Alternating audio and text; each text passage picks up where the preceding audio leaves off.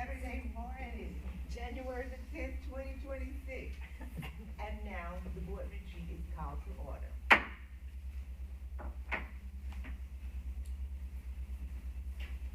All board members present. I now will read the land acknowledgement. We're gathered today on the land of California, who are represented by the Confederate Tribes of the Grand Ronde and the Confederate Tribes of the Salem-Keizer Indians. The relationship between the California people and the land continues unbroken to this day, and we offer gratitude for the land and for the generations present and past who have stewarded this land since time immemorial. We respectfully acknowledge and honor past, present, and future Native American and indigenous students and staff of Salem-Keizer Public Schools. We invite you to join us in honoring these ancestral grounds and celebrating the resilience and strength of all Native American and indigenous people. Okay, maybe we should do it one more time because the mic is on now. I had a practice run. We're gathered today on the land of the Kalapuya, who are represented by the Confederate Tribes of the Grand Ronde and the Confederate Tribes of the Siletz Indians. The relationship between the Kalapuya people and this land continues unbroken to this day. And we offer gratitude for the land and for the generations present and past who have stewarded this land since time immemorial. We respectfully acknowledge and honor past, present, and future Native American and indigenous students and staff of Salem-Keizer Public Schools. We invite you to join us in honoring these ancestral grounds and celebrating the resilience and strength of all Native American and indigenous people.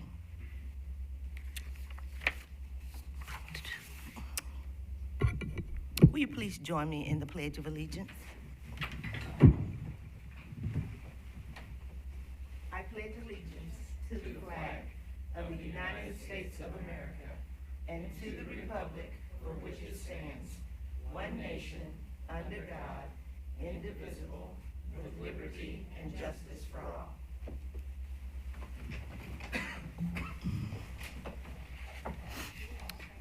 Welcome.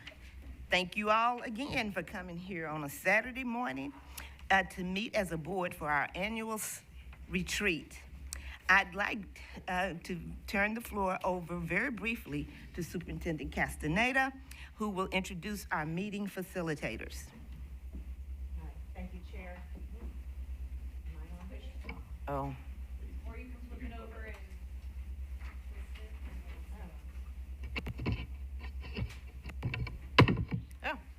all right, we'll go with that. Thank you, board. I know that that alarm was early this morning, but I'm so happy that we're all together. We are going to introduce our facilitators in just a moment, but first we wanted to start with what will be a couple of days of board recognition.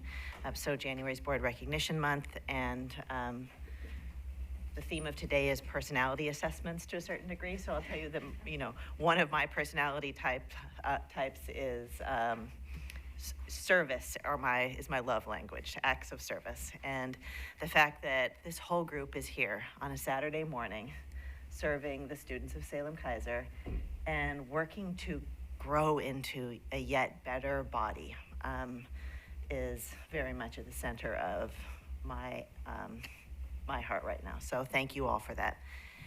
So you guys have gifts at your tables, and I just wanted to tell you a little bit about them. These are made for you by art students at McKay, and they are obviously very beautiful, and we hope that they are something that will brighten up your office or your home or wherever you might choose to hang them. And before we leave, perhaps we can get a quick picture to send back to the art program. So, we just want to thank you for all you do, the many, many hours, the late night phone calls, the weekend walks, all of the board meetings, all of the constituent emails, the conversations in grocery stores and in restaurants and everywhere you go. It is a huge responsibility and one that every member of this board takes so, so very seriously. You're a gift to all of us and to each other. So, in addition, in your packet, you will see a sheet that looks like this. It's pretty simple. It's just got a table on it with some green and red. And I'm just going to use this as the tee up for our work today. So we were together in August as well, and we had 9 follow-up items from that meeting. One of them is today's meeting. So we are following through as a group on the things that we said we needed to do to become a yet more effective K-12 district board and executive team. In talking with our facilitators, I said, I think we might be the best board in Oregon. And what does it look like to be even better?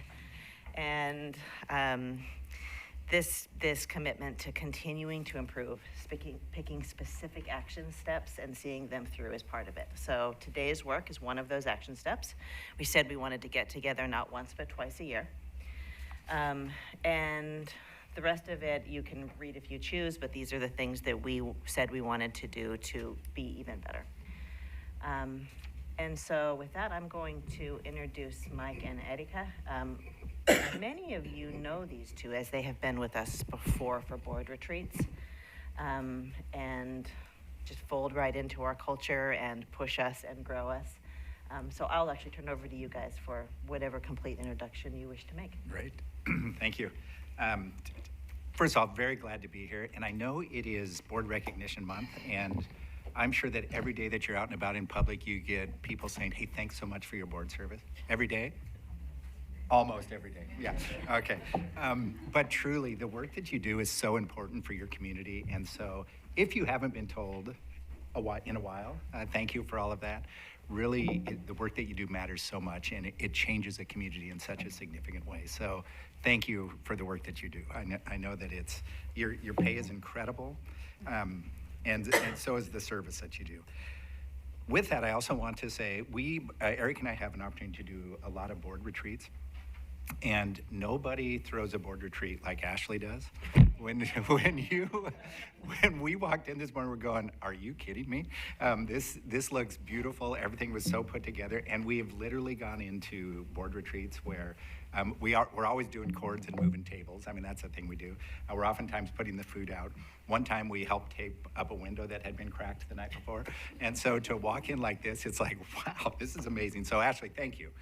It is well put together. We appreciate that. We are going to be talking today about strengthening the board team. If we could go ahead and put the slides up. Please. Yeah, please. So sorry. I failed to do something, so rewind. I would like to introduce Spencer. I will actually let Spencer provide more detail, but the part that I want to offer is that I received an email from Spencer that said, I'm really interested in learning more about school district leadership. And this has been one of the most professional experiences I've had with a student as Spencer has sought to set up this internship with the district team. And so Spencer will be joining us for some meetings with curriculum, meetings with the executive team, and having a real spring of Salem-Keizer leadership. So Spencer is going to be an observer today, but I want to provide you a chance just to introduce yourself if you'd like. All right. Thank you. Yeah, so my name is Spencer McGann, and I am a second-year student at CTEC for Behavioral Health and Human Services. I'm very excited to be here. I'm very happy to be here and to have this opportunity. This is part of my practicum work for behavioral health, as we are required to have volunteer work and practicum hours for our human behavior in the social environment class. And most of the time the default option is to go into elementary schools and work with students as a peer mentor, but we had the option to choose something else if we wanted. And I just, as I've been at CTech, I've fallen in love with the idea of policy and just law and stuff like that. So when I figured the opportunity to have an internship with the board, I jumped right on it and I emailed Ms. Castaneda, and well, now I'm here, so that's really cool. Thank you. Welcome. Board elections are every 2 years. Keep that in mind. Always looking for great board members. Right, there you go.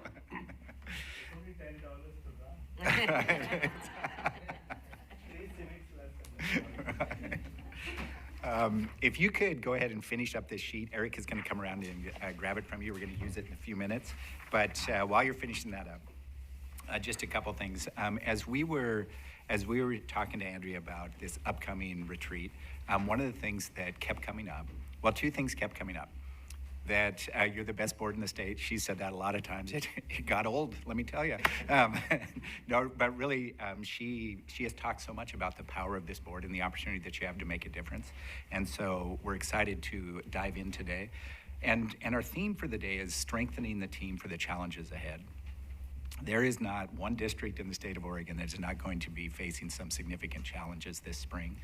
And so we're going to be looking to identify those challenges and what's it going to take as a board to, what are the skills necessary that the board is going to have to exhibit in order to get through those challenges in a really graceful way. And so that's what we're going to be talking about today. So we're going to be looking to anchor back to those values and those behaviors that really are going to shine as you face challenging decision after challenging decision this coming spring. Oh, please. Okay. Yeah, I'll pause for a minute, let you finish your worksheet, and then we'll come around and grab. Just lift it up if it's ready and I'll come back. Yeah, awesome.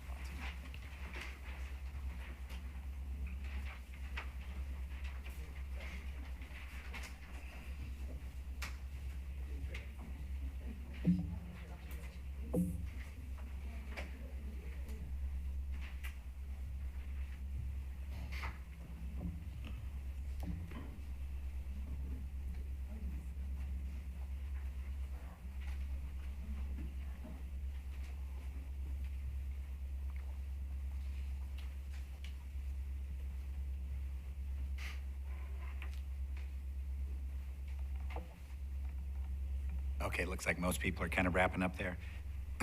Just to finish the thought on the challenges that lie ahead here, we know that school boards that are constantly investing in their own professional development, there's a huge benefit to that.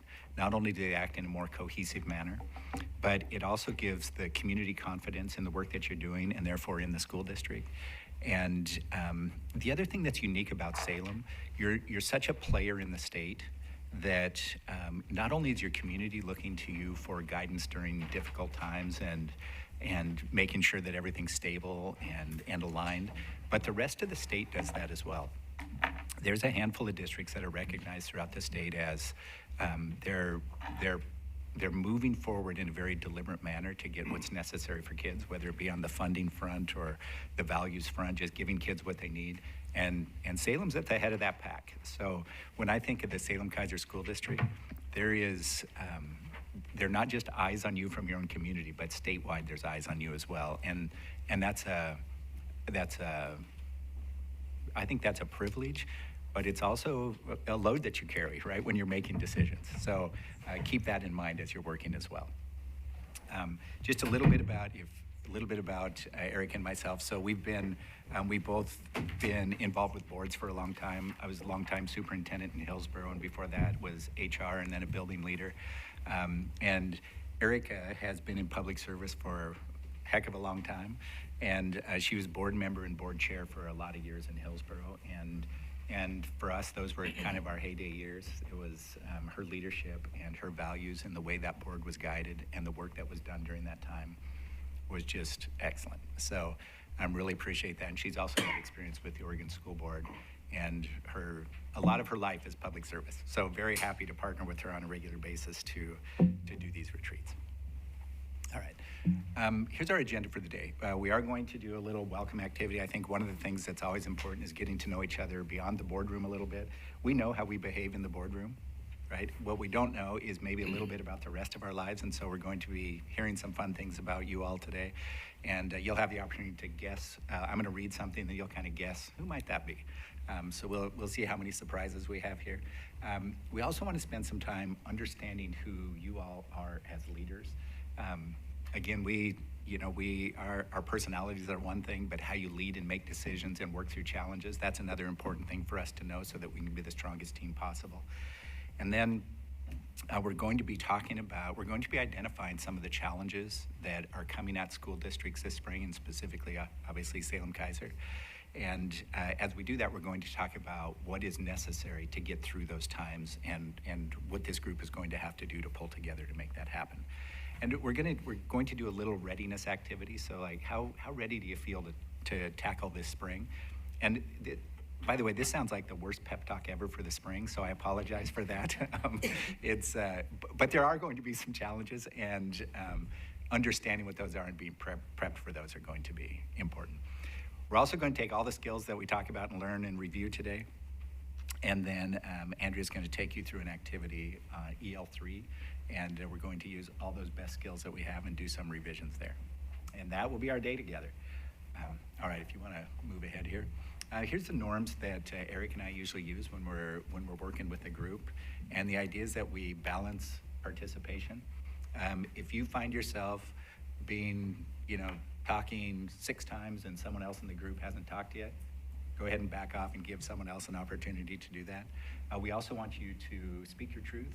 We have so many experiences and different life experiences in this room. Let's make sure that all of those are honored and brought to the table.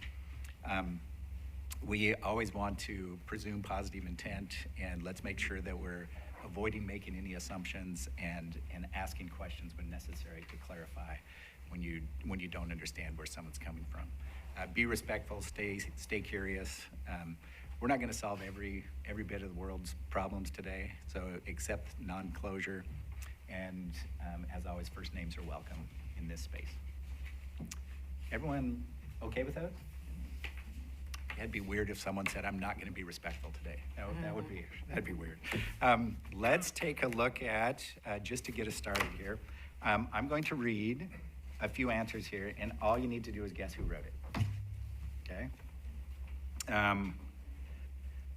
Okay, for a job before education. This person was cleaning portable toilets.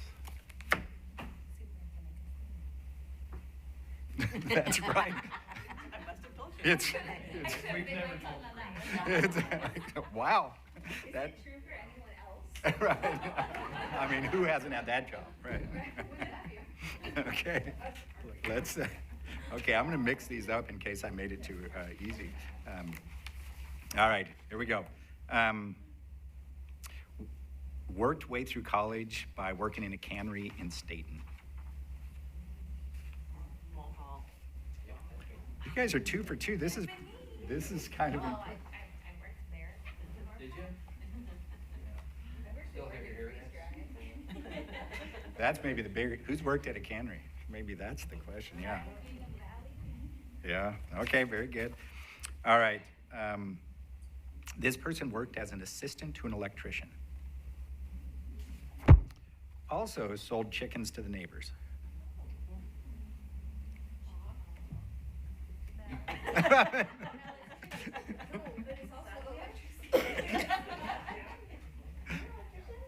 Yeah, very good.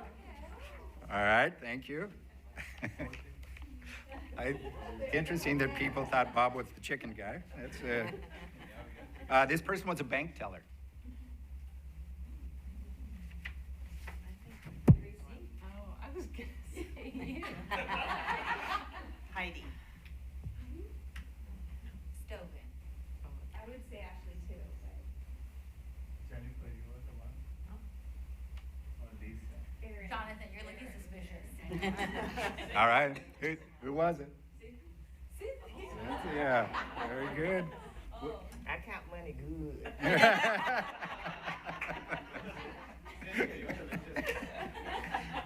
Oh, wow.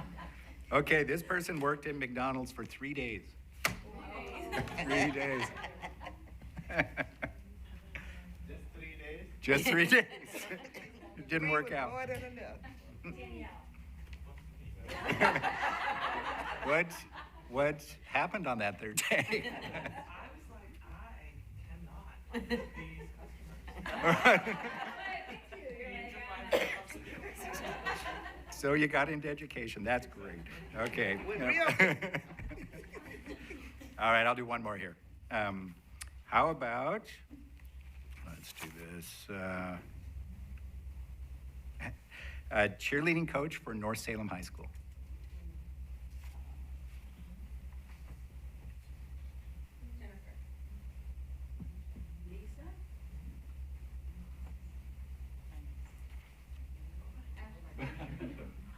Ashley.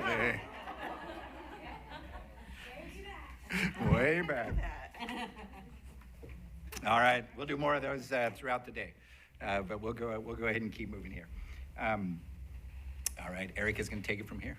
Yeah, so I think you all took a little test before.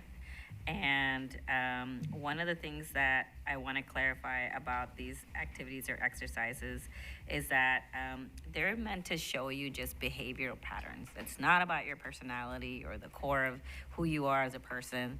So don't take it like that. It's just helpful about some behavioral patterns of the way that we interact with each other or how we come across in professional settings. And it's supposed to help us have a little bit more self-awareness, but also provide information to the people that we work with about how to best work with us and the way that we receive information and the way that we kind of move through the world. So with that, we're gonna get into an activity, and you all know what your report said about you, and I don't know if you have that handy for you all. And you didn't. Emailed it to them. So Okay, so you have it in your email if you want to populate it in a second when we get into the group activity. Let's go, so on this, what we're gonna do is you're gonna pair up with a partner, and in a second I'll show you who your partners are gonna be in. As the board, what you wanna do is talk with your partner about your style, and when that has worked well in a team, like when the contributions of that particular style of working has gone really well, and when maybe it didn't, maybe when it backfired. And also, what support or boundaries do you need to stay constructive? Then when we come back as a group, you will introduce your partner and say, this is Mike, and Mike is I or D, whatever personality, whatever letter from the DISC assessment. And these are the strengths of Mike. And then this is where Mike can contribute really well in our group, and this is where he needs some support. So if you want to go to the next slide, we're going to show you who your partner, if you're in a group of 3, just rotate that so that you can all introduce another person. And I'll give you probably, I think, 10 minutes or so, and I'll check back in to see if you need more time. Yeah, maybe with no Jackson, since Jackson wasn't able to make Oh, it. that's right. Maybe we take one of the group of 3. Mhm. Great. Can one of you, the group of 3, partner with Jolie? Yeah, Karina, awesome, thank you. Okay, so I'll give you about 10 minutes and you'll pull up your report. And if you know who your partner is, I'll put the slide back on for the talking points. An exec team, we're actually just gonna partner up as a group. Yeah, you can Yeah, we might. move in the room. You can go find a space in the room to talk.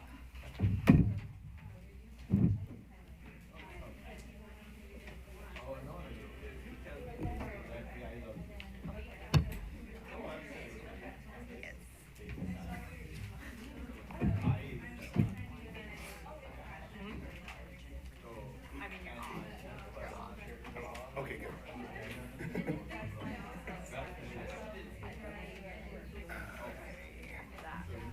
This one right here?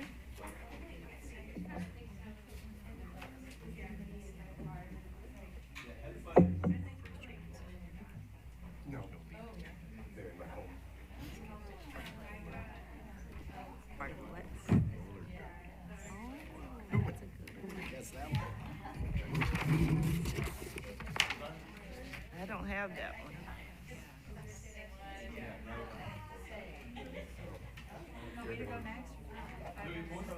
What's that? They're all. Nope, not today.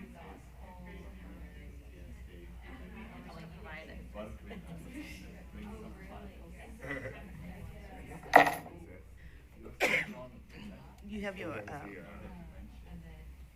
I've never seen anybody in CCS coming to the fans. Get too loud.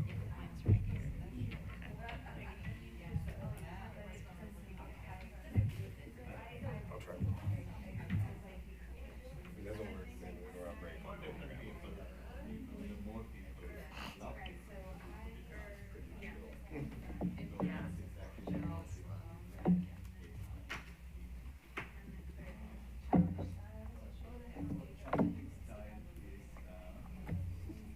clarity.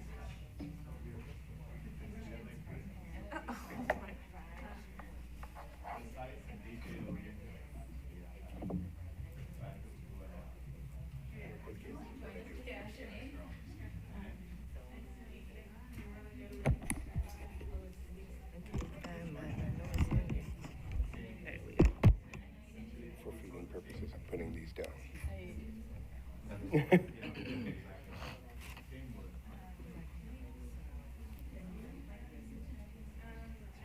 Because when they're talking and they turn, it's like, well, I'm just gonna guess what he said.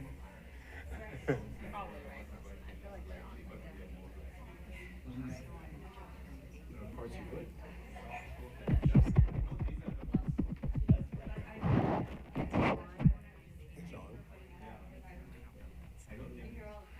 Did you get it? Attached to your disc is this. Yeah, that's what I thought. This.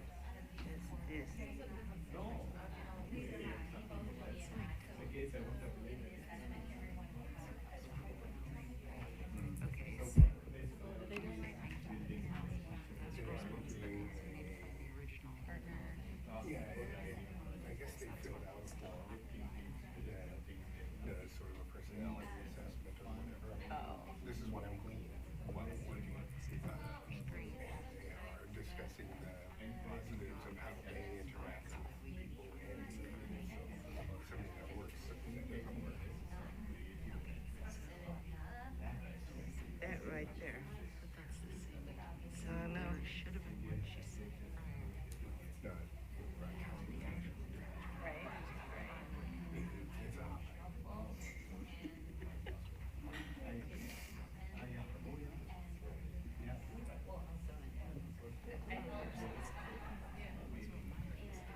Mine should. Thank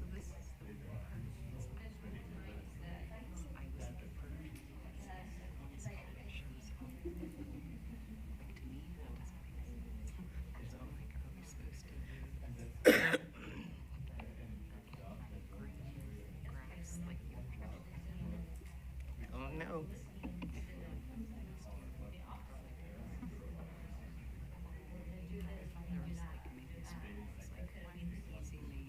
Is this the one where you?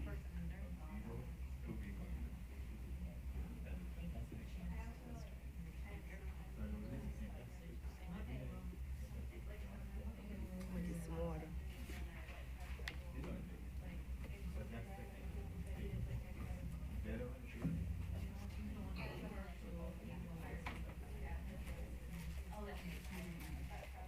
Have you been? Good. Good. You have good holidays and whole. Yeah. Yeah.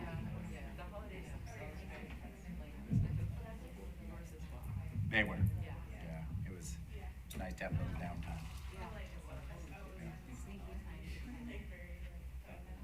Yeah. You have to be very deliberate about it during that time. Like, yeah.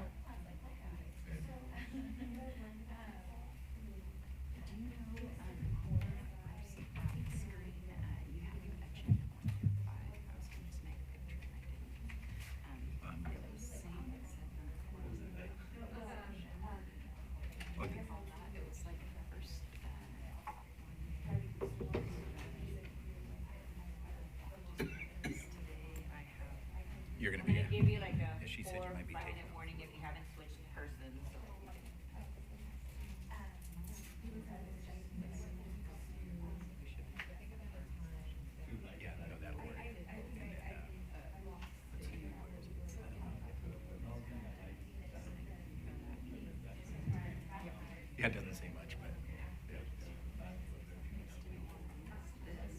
Mm. Yeah, she's gonna run that whole part. What would you think? When are you, how long are you here? Is that- Hey, can I take over for you? Yeah, that's why I got it.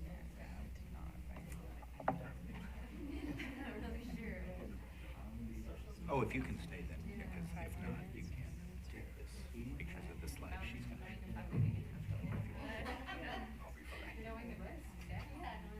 I'll be fine.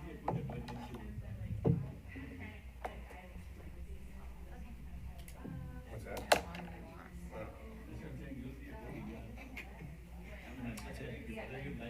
Yep. Which one we supposed to have? Oh, nothing, she's working on the EL3 stuff. Just getting over.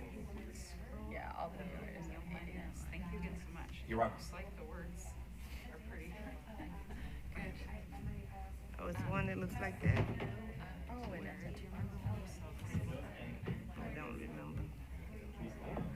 Does it? We're scheduled to 1. This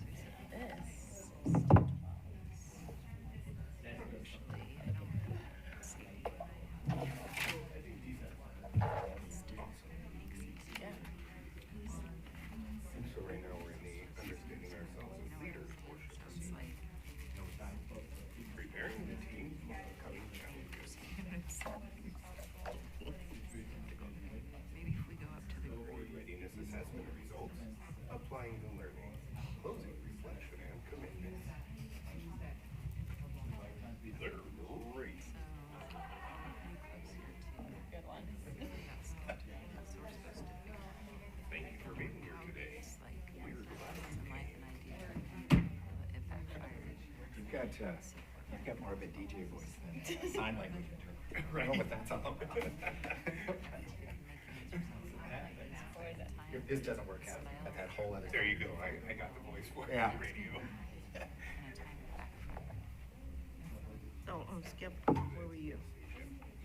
There's a joke in there somewhere about, and the Facebook, something. I don't know your well. 61 on Skip. You can't. Sorry. You're good.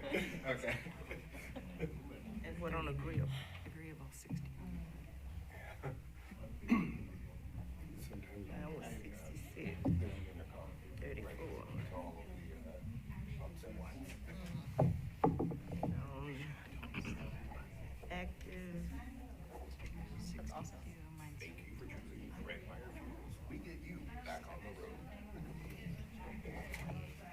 I had to do announcements when worked at Fred Meyer. They would give us the announcements. Or like my kid was 3.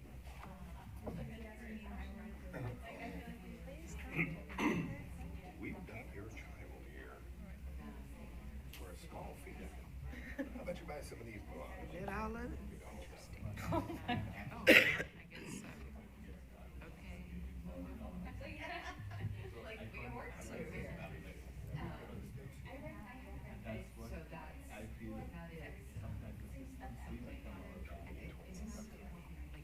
So it's Oh, nice. I'm just gonna start reading active versus receptive. So it's the first dimensions in active versus receptive. My schedule to only See, active dimensions tend to react quickly to what's going on around me. Speaking of, making decisions, taking action. Yeah, why not? Does she? Oh, no. People score more towards receptive. Most time taking in what's going on around them.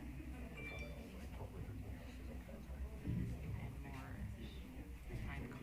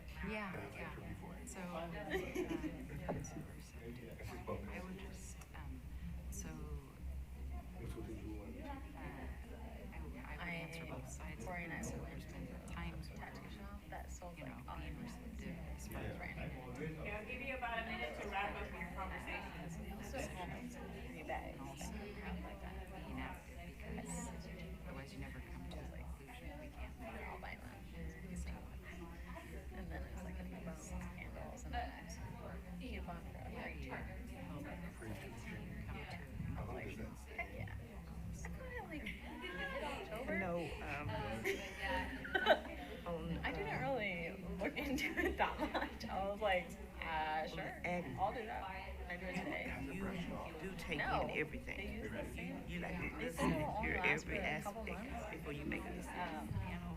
But yeah, It's better and nicer that way. and but they're like, sometimes that can be hard. sit in, this is that. Yeah. Like, or like, the lady's like, I mean, I do, I just use straw or something.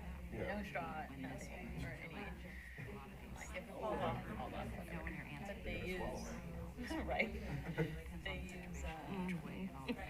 the same So, glue that so worked then on to try to be Oh, okay. but I'm still supposed to follow the, do you feel like not really is easy there an answer or should we? by now.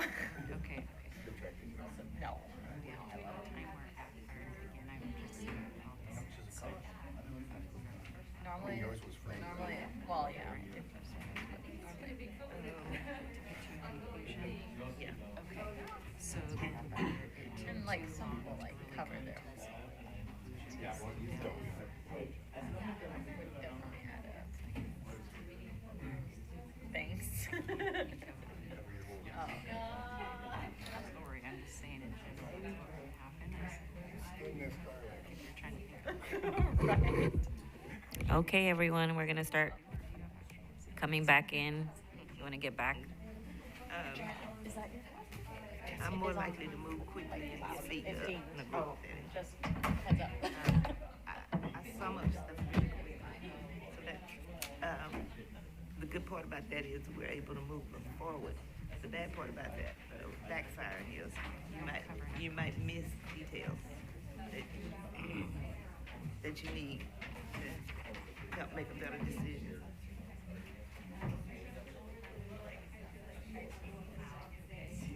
And on the skeptical, I'm more agreeable than I am skeptical. All right, we're gonna start with some of the groups introducing each other.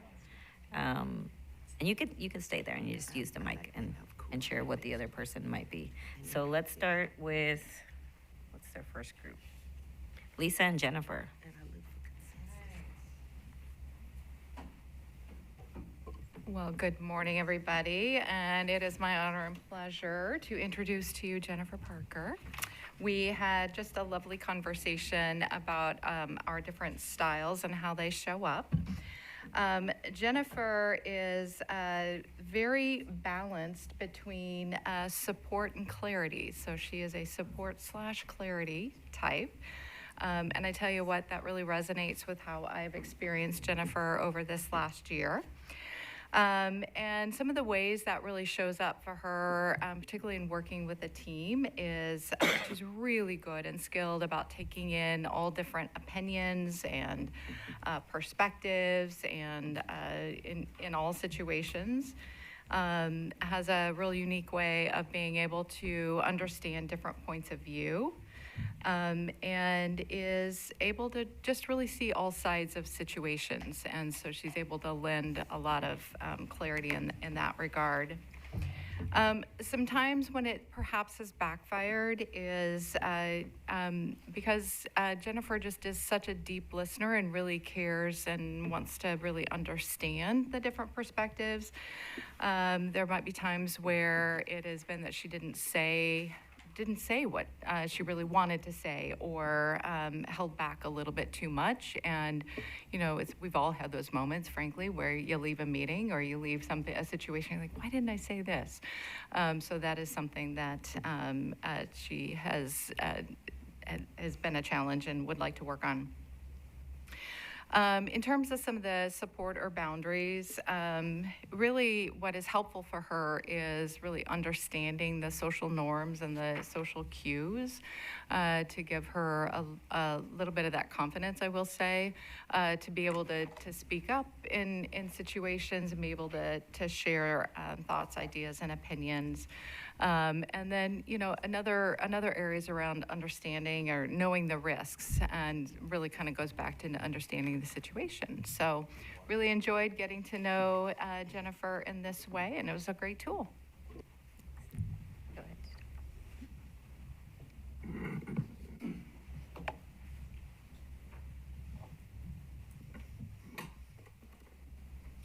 Yes, and I got to meet with Lisa, our Harnish, and we had a great, wonderful talk, talking about her personality styles, and she was, I think your mic, you can let go. oh, okay, I don't have to, good, okay. She was influencer heavily on support. She likes to help others. She has, with her work, she has a team of 13 staff, and her job, she likes to get in there and kind of to set the tone.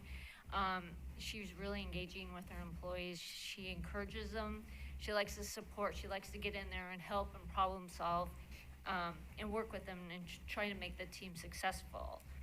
But what kind of backfires with her is sometimes she doesn't, she tries to get in there too much and is constantly having to make sure others, are seeing the vision that she might be ahead of them, and she has to kind of go back and make sure that everybody is on board, because she likes to get in there and problem solve and get things done. Her boundaries are sometimes she has to make sure everybody just kind of step back and listen to their point of view and to understand their resolution.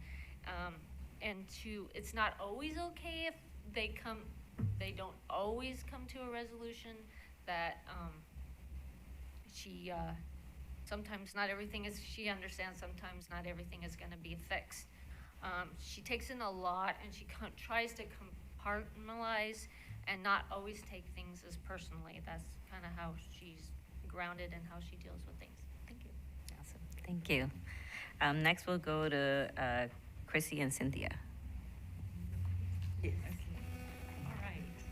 So for ours, they were very similar, I guess. Interesting. I was like, wait. You're getting the signal to use the mic. Oh, thank you, yes. Way over. No button pushing. Thank you. Sorry. That was fun. It went very quick for us. But I said, wait, are we the same person? Our stuff came out the same, and it's always funny taking these tests, what it reveals and what mindset you're in when you do it, and all the things. So sometimes I feel like it's very tricky because it depends on those scenarios. So I'm sure with ample time we could have come up with a lot of content as far as real good examples, but generally speaking, those are the answers we came up with. So we were, ours are skeptical versus agreeable, and also active versus receptive. So for Miss Cynthia, she said, as far as being active, it's helpful because she can kind of move quickly and keep at a flow and get things done at a pace in a timely manner. Sometimes the opposite, the way that backfires is missing details for possibly concluding a better decision. So, but as far as the boundaries, that helps her stay constructive. She likes to have cooperation, enthusiasm, surprise, and seeks consensus. So, very good. It was amazing to see how close we were on the rising and the agreeable. Chrissy, she pays attention to detail. She takes a lot of time to make sure she truly understands. She asks a lot of questions to make sure she truly understands.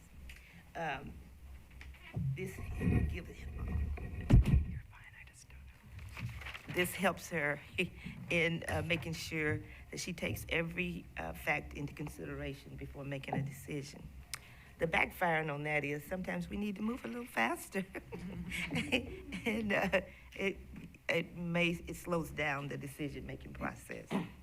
On the active versus receptive, she was a little less active than me, but she says being active, it helps her to come to a conclusion better when she's being active in the process. It helps her to focus on the quality of relationships. And the backfiring is sometimes it just takes too long to come to a conclusion.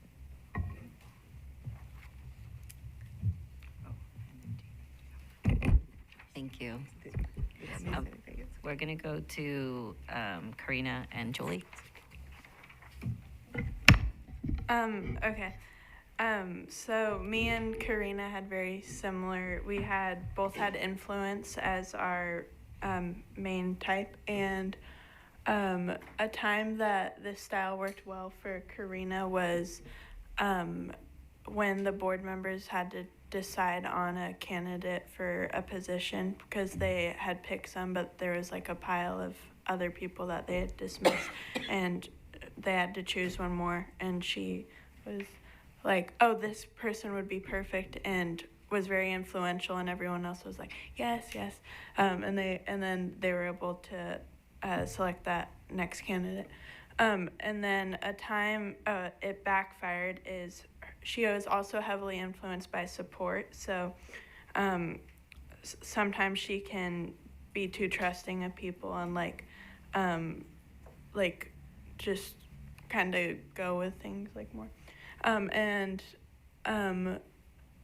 A support or boundary is like being, wait, sorry. It was similar to what you were sharing for yours, taking time. Oh yeah, taking time to think through stuff and like kind of force yourself to like question things, second guess it more, and then before like fully jumping in and with something. And then I was also very similar. I had influence, but my second one was drive. And this worked well in a team where we needed ideas, and I come up with pretty creative ideas, but when a time this backfired though is sometimes I get too set on my own idea and I have trouble incorporating other ideas, so I kind of like push my idea forward and want to get it done. And then boundaries that help me say is thinking through stuff more and taking the time to think about other people's perspectives rather than just my own. So, thank you. So if anyone has some of that, analytical energy to send our way. Yes. Okay, and finally, let's go to Satya and Mel.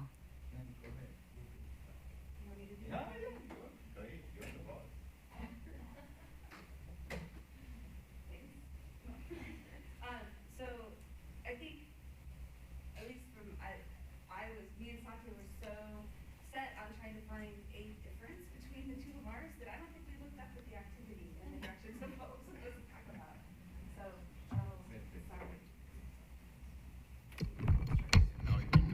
sorry. Okay. So I'll repeat what I said, I'll paraphrase, is that me and Satya, I think, spent so much time comparing ours to each other, trying to find a difference that we did not look up at the activity directions that we were supposed to do. So I'm going to wing this. I think that we both landed high on the I quadrant of it, active and agreeable, although there were some slight differences with that.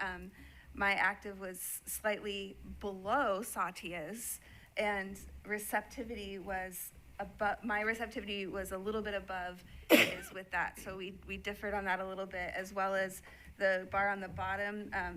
Satya, or I'm 65% agreeable, you're 4 points below me, sorry.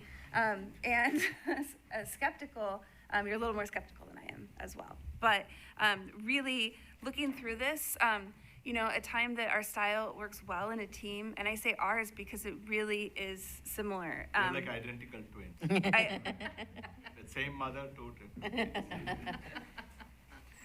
I was adopted, it's possible. But maybe they came to India and they might have come to India and maybe, who knows? Wow, that took a turn. I'm sorry. So one of the things that gets me in trouble sometimes in a team style is I can be impulsive and interrupt people. And I think that that comes from being passionate for both of us. That's called good trouble. Good trouble. Okay. Well, thank you for that. What supports boundaries and helps us stay constructive is where we get in trouble with. We need more patience. We need to be more. I don't know if we need to be more analytical. It's beyond my reach, I tell you. I'm too old. At this stage. Oh, okay. No, it's not a comedy skit. It feels like one, doesn't it? I did not expect these results, honestly. I did. You did? Okay. I'm not, I mean, I'm pleasantly surprised by them. I think that this has, I think I'm amazed that one document can describe two people who not only look entirely different, but have different experiences and bring different things to the board. So that's pretty cool to me to reveal that. We are not, I mean, I think the part that gets us in trouble, not gets us in trouble, but what supports our boundaries and helps us stay constructive is that we could be more cautious, we can be a little more analytical, certainly more organized, which is hard for me because I'm constantly trying to write things down and remember and come back to it and come around. We get in trouble with, we are not soft-spoken, and self-control can be hard sometimes. Mm-hmm. So that's I was really surprised and impressed and happy. Well, good. Well, I think there is a lot of similarity. Also, we both love people, fun, working in teams, get team spirit up. I mean, where else you will have a director playing fiddle on the first day of work, right? So that's what we saw. I mean, the whole country saw probably. Mel coming with a fiddle on the day one and playing. So this is an example of what I'm trying to say is we can do a teamwork, we can have fun, still deal with challenges. We love challenges. And so that's one very interesting thing. We like to meet people, work in teams, get the team to lift things up, and also think outside the box and try to be creative in getting the solution. You know, we don't like to be bogged down by rules and this is the way you do it, even though we love to follow the law and, you know, the general guidelines, but not limit itself so that we don't achieve the outcome. Sometimes we can be impatient when it is routine, boring. I don't know if that's true. Did you say gender guidelines? No. Oh. Routine and boring tasks. Boring, okay. So that's what I was Then it can be difficult to sustain that level of motivation or getting the team. And we both are good at communicating. Sometimes that can be a barrier. So somebody may think that, you're too pushy or whatever. That's not the word they use, a different word there, but so that can be a. So one other caution they say is, also try to make room for just listening, and when stressed, don't keep talking. Anything. That's pretty much what it is, right, Mel? We both love chicken. Well, we're gonna get to see in a second, which I think was interesting that a lot of you actually have a lot of similarities. But do you want me to show Methinks you planned it that way. The pair set up that way. them and then yourself? So I'm gonna go to the next slide so you can see. I put your initials on this little chart so you can see where all of you fall. And all of you fall in this I quadrant, a majority. I think, Karina, you fall in the border between the S and I a little bit more. And I think Jennifer Parker, you fall in the middle between S and C. But the majority of you are in this quadrant over here.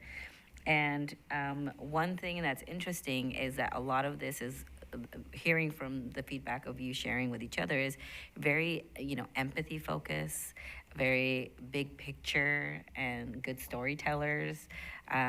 You also are really good at culture building, but the struggles is in the analytical space, right? In the details, in the systems, in the order of things. And also you're as a group, because there's a lot of you in that quadrant, you're very agreeable, and you're also you seek harmony a lot of time, and kind of to an extent avoid confrontation, right? And the thing is that you don't, it's interesting that the bigger picture and the point of being really engaging with stakeholders and approachable, even warm, people see you that way. And at the same time, you're actually in charge of running a system. But you know, that is a very interesting space to find, and the majority actually of leaders tend to fall in the I category as well. They're big picture people, but you really need that support around you. I think, Karina, you said those analytical people. Where are you? You need that other, that balance. You need that balance for sure. So it's very interesting. I think I'm going to go to the next slide, and maybe Andrea, if you want to talk about your team and how they land. Yeah, let's refresh. So we got plenty of that. So this is your support team. Oh, there they are. There they are. I'll also just welcome anyone on the exec team to share any of your reflections or thoughts. But we also found it interesting and fun to see how we land individually and relative to one another. This is an approximation. I didn't get all the boundary issues right, but more or less, this is where we landed with I think a pretty healthy distribution. But Karina, you're right. Like when we're all clustered on the side, more or less, that the side of the DISC assessment that you guys are not. You need to come to our side, Paul.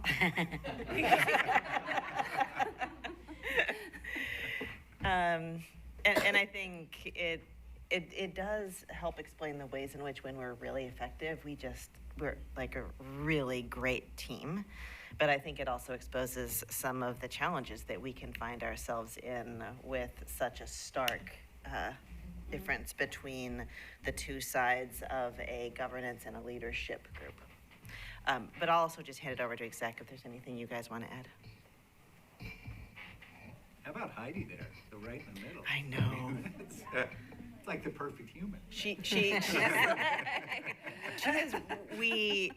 She's almost a circle. It's amazing. That's the perfect role to play for chief finance officer. Yeah. That you don't want to let your emotions spend money nor.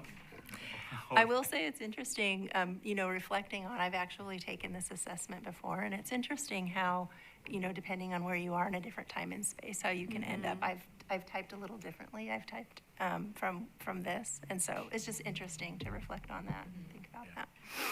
One feedback I want to say, most of us fall under I. Sometimes it also leads to tough conversations because everybody is passionate about one approach, even though we all agree on the destination, that we all kind of, share the same destination, we all can. But the approaches can be different, lived experience. So sometimes we can be passionate about that, so it can come across as confrontational, but that's not really confrontational, it's just to advocating passionately, communicating effectively about different approaches to reach the same destiny. And we'll have a little bit more about that conflict in a little bit. Did you have something else to share? Anybody else from the team on here? Okay. Yeah, I think it's a really great, of course, this is, I think, Heidi, you said it perfectly, is at different times in your life, you might score something different. You also evolve a lot, as like a human being from maybe starting earlier in your career and then later on, or in the spaces that you're moving in and how you show up, and that makes an impact of your results. But I think the big kind of idea is looking at the board, and you all fall in that bigger picture, which is great because you do want to set the vision for where you're headed, and then you have a lot of the staff that falls into that more action, results driven, like how do we take that big picture and how do we like actually get it done? And when you're in having a lot of your board discussions, and if you are a lot of those eyes in that harmony seeking, they might not see where you do disagree, where there is, conflict, and it's healthy. It's healthy to have conflict. It's how do we do that? And so one of the other things that we're going to get into in a second is actually around our conflict styles, which is different than what this behavioral is showing more about how we work together. Maybe I'm gonna hand it over to Mike to do a little fun facts, and then we're gonna, I think Ashley, maybe if you can send the link for the assessment. She's gonna send a link to the assessment that you're gonna take in a second. After Mike's done, we'll come back and I'll give you instruction. Before we get to the fun facts, think about how the different distribution, so you've got the board members and then you've got the staff, and what the difference in that distribution, think how that may play out in a board meeting. So let's say that staff brings to you something that they would like input on, or they would like to have a discussion on, to just understand where the board is and to understand where they're leaning so they can move on with some work that has to be done. And if a large majority of the board members are in the I category, sometimes a characteristic of the I category is want to get along, want harmony, a lot of collaboration. And so sometimes that discussion can look pretty quiet. It can sound pretty quiet, like not a lot of feedback or not a lot of questioning. And sometimes it's important for the community to hear the questioning and the conflict that you're going through in your own mind as you make a decision about something. So I don't know if, I don't want to put Andrea on the spot, but now that I've said that, clearly I'm going to. So think about how does that play out for you, and knowing that you have board members that are clustered in a certain area, what would be helpful for the team during board meetings?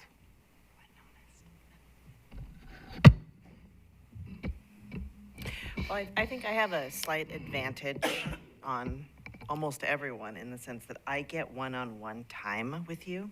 Mm-hmm. So I have the combination, the complementary experience of knowing what we talk about and how we talk about something in a small setting, and then the way we are in a board meeting. And I think what I sometimes wish for is the amount of kind of candor and questions and thoughts that show up in the one-on-one conversations to also show up in the boardroom, because I think you would all benefit from hearing more from each other in how you're working through important topics. Yeah, that's helpful. Okay. Sorry. I just want to say, Mike, please. Oh, thank you. A little hard of hearing today. I just want to say, when I come to the boardroom, I come fully trusting what is being presented to me. I already know that the superintendent has done all of the necessary questioning, research. She's talked to several people, and I just fully trust whatever she presents to us. So that's probably the reason I don't question, because I already know she's done the necessary steps to get to the proposal she's making. Well, can I add something there, Chair? But also you do, when we are in other spaces, you do have questions. Mm-hmm. And I think that's part of the way we've accumulated trust, is bringing those questions when you have them. And they're often quite pointed questions. And that's true for so many people here. Like when I look at all of you and I think about our one-on-one time, every single person has called and said, I have a concern about this. We need to talk through this. And it is part of the power of this body that isn't quite visible in public. I will add, just as a previous board member, one of the things that I would do, even in like sessions, is even though I ask the question in a one-on-one, I would say, during board time, I would say, something that I was wondering about or I was concerned about, but after talking to the superintendent, this is what was clarified to me. So that there's just an awareness of like, we did have those questions. We did think about asking those questions, and I did ask them, and here's the response that I got, and just make it in a public setting, right? Go ahead. Yeah, thanks. I want to use a recent example to, well, everything's going to be a recent example because I just got here. But one of the going to the question of how could that work better, I want to use the example of the discussion that we had on the resolution for student equity. So when that was brought up as a new board member, I'm like, my questions were, who decided that we talk about this? What were the concerns? Why is it being changed? And so those questions for me I felt shy to bring them up on the dais, but I knew that information existed. So I think that going back to bringing those questions and asking them on the dais as well as in the one-on-ones would be really helpful for me, especially just coming here and learning the personalities and the styles and how everything works. Just having that better clarity would be really helpful to me. So we've heard from 3 of the board members during this conversation. If we could hear from the other 4, just your thoughts on this in terms of just the assessment, how it plays out in the boardroom. Just, Sadi, before we get to you, I want to give everyone else an opportunity to weigh in first, and then we can circle back. But just your thoughts on that. So maybe start on this side. Yeah, please. Well, since we're all influence leaning, I've noticed sometimes we lack that clarity and analytical component. Sometimes, like, I recognize that in myself, and I think sometimes like we've said, we have a lot of good ideas, but we just kind of, like, we all want to get to the same place, but we don't necessarily fully think it through or, like, make a solid plans for stuff. So I don't know, I think that's something I want to, like, gear myself towards and focus on, but I think that's how I've seen it play out, and I know I do the same thing. Thank you. Karina, do you?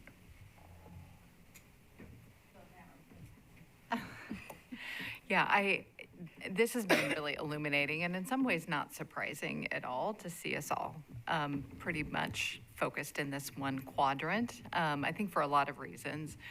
I share Cynthia's perspective of, like, we've had the opportunity to have, whether in one-on-ones or in leadership, to get, a lot of the questions answered. And it is a disservice to the community that we don't bring those up in the meeting, because the flip side is we look either like a rubber stamp kind of board or we're not really paying attention, right? And so I know I want to do a better job of articulating some of what we've talked about, or, concerns that I've had or raised. I think the other thing that I'm just so appreciative of our time here, both at the last retreat and this retreat, for getting to know each other a little bit more. I think we don't have the opportunity, or we're building that muscle for how do we engage each other, particularly on the dais, and that's a different engagement with each other. And so that is something that I think we need practice on. Like, how do we in that row really engage in meaningful conversation and not have it be, because in the influencer, what I don't want to do is have people just sort of piling on. It's like, I'm going to out-influence. I'm going to be that last voice. I don't want that either. We have to figure out, like, how is it that we can speak with one voice and still have those critical conversations. Yeah, nice. Thank you. Yes, I guess I'm the kind of the oddball out of this group. So I appreciate, I like coming, I come into the board meetings with the agenda, and I have it, and I have questions that I think I'm gonna have, and I have them written down, and I say what I wanna say, but I really appreciate everybody's input when we have the meetings, because I don't think of those questions unless they bring it up, and then, oh wait, I have things that I can question on that. So I appreciate everybody's input, because there's things that I don't come to the table with and think about, and it gives me new perspective and a way to think of that. And I'm like, and I really appreciate everybody's input, because it really does help me to come to a decision, a resolution about something with different ways that everybody thinks about it, other than what I came into the board with. Thank you. Thank you. Thank you. That's good feedback. I agree with that as well. And thanks for all your points. Super helpful. Thanks for giving us the time and topic to have this discussion. So I think allowing those voices is one big thing. I think that like agenda planning, if there was more area of time for us to talk about, to make room in the agenda for every board meeting, in a healthy way, I think that might be helpful, because a lot of times this is just what it feels like. Things are compartmentalized and very timed and scheduled. So you come prepped with your questions based on the data you were given a few days prior. And so you've got to figure out how to squeeze that in. And there's not a lot of room for back and forth. I know we're in an era where we're on track. I know we were once in an era where the board meetings were much longer because there was more of that discussion. So if there's somewhere that we can work things in the middle, because so in my experience, as far as my life experience, as far as development and training of groups and people and mentoring and management and all of that, it's giving a space for each person to be able to have that discussion and getting them comfortable. So if they don't feel comfortable, they're not going to feel free to bring that up and discuss it. And we should be able to not work. This is tough because I know words are perceived differently by every mind that's hearing them. So I just wish I could be like, here you go, this is what I mean. What do you think? For example, having a nice, calm, healthy discussion then, in a sense, like you said, one does questions. Hey, there is time for another person to come back with questions. And I think just reflecting back to just being a community member, watching that, I would very much appreciate that, just in my own opinion and perspective. So on both sides, that's the biggest thing that I think would be helpful for this. And this is great to see that direct reflection of how we're performing as well, because we're here for the people, and so we need to be able to be the best we can for them. And you're right that it seems very obvious that they don't feel, myself, like that their voices or concerns are being heard. But anyway, maybe I need to get better about figuring out how to insert and implement certain things too. We've done that, and oftentimes to do that, though, it's not the topic we're discussing, so then you're awkward and then you get called out for being a weirdo that brings up something that's not on the topic. But anyway, there's my 2 cents. Thanks. Go. Oh. Sorry. Thank you, Mike. Thanks, Kirsty.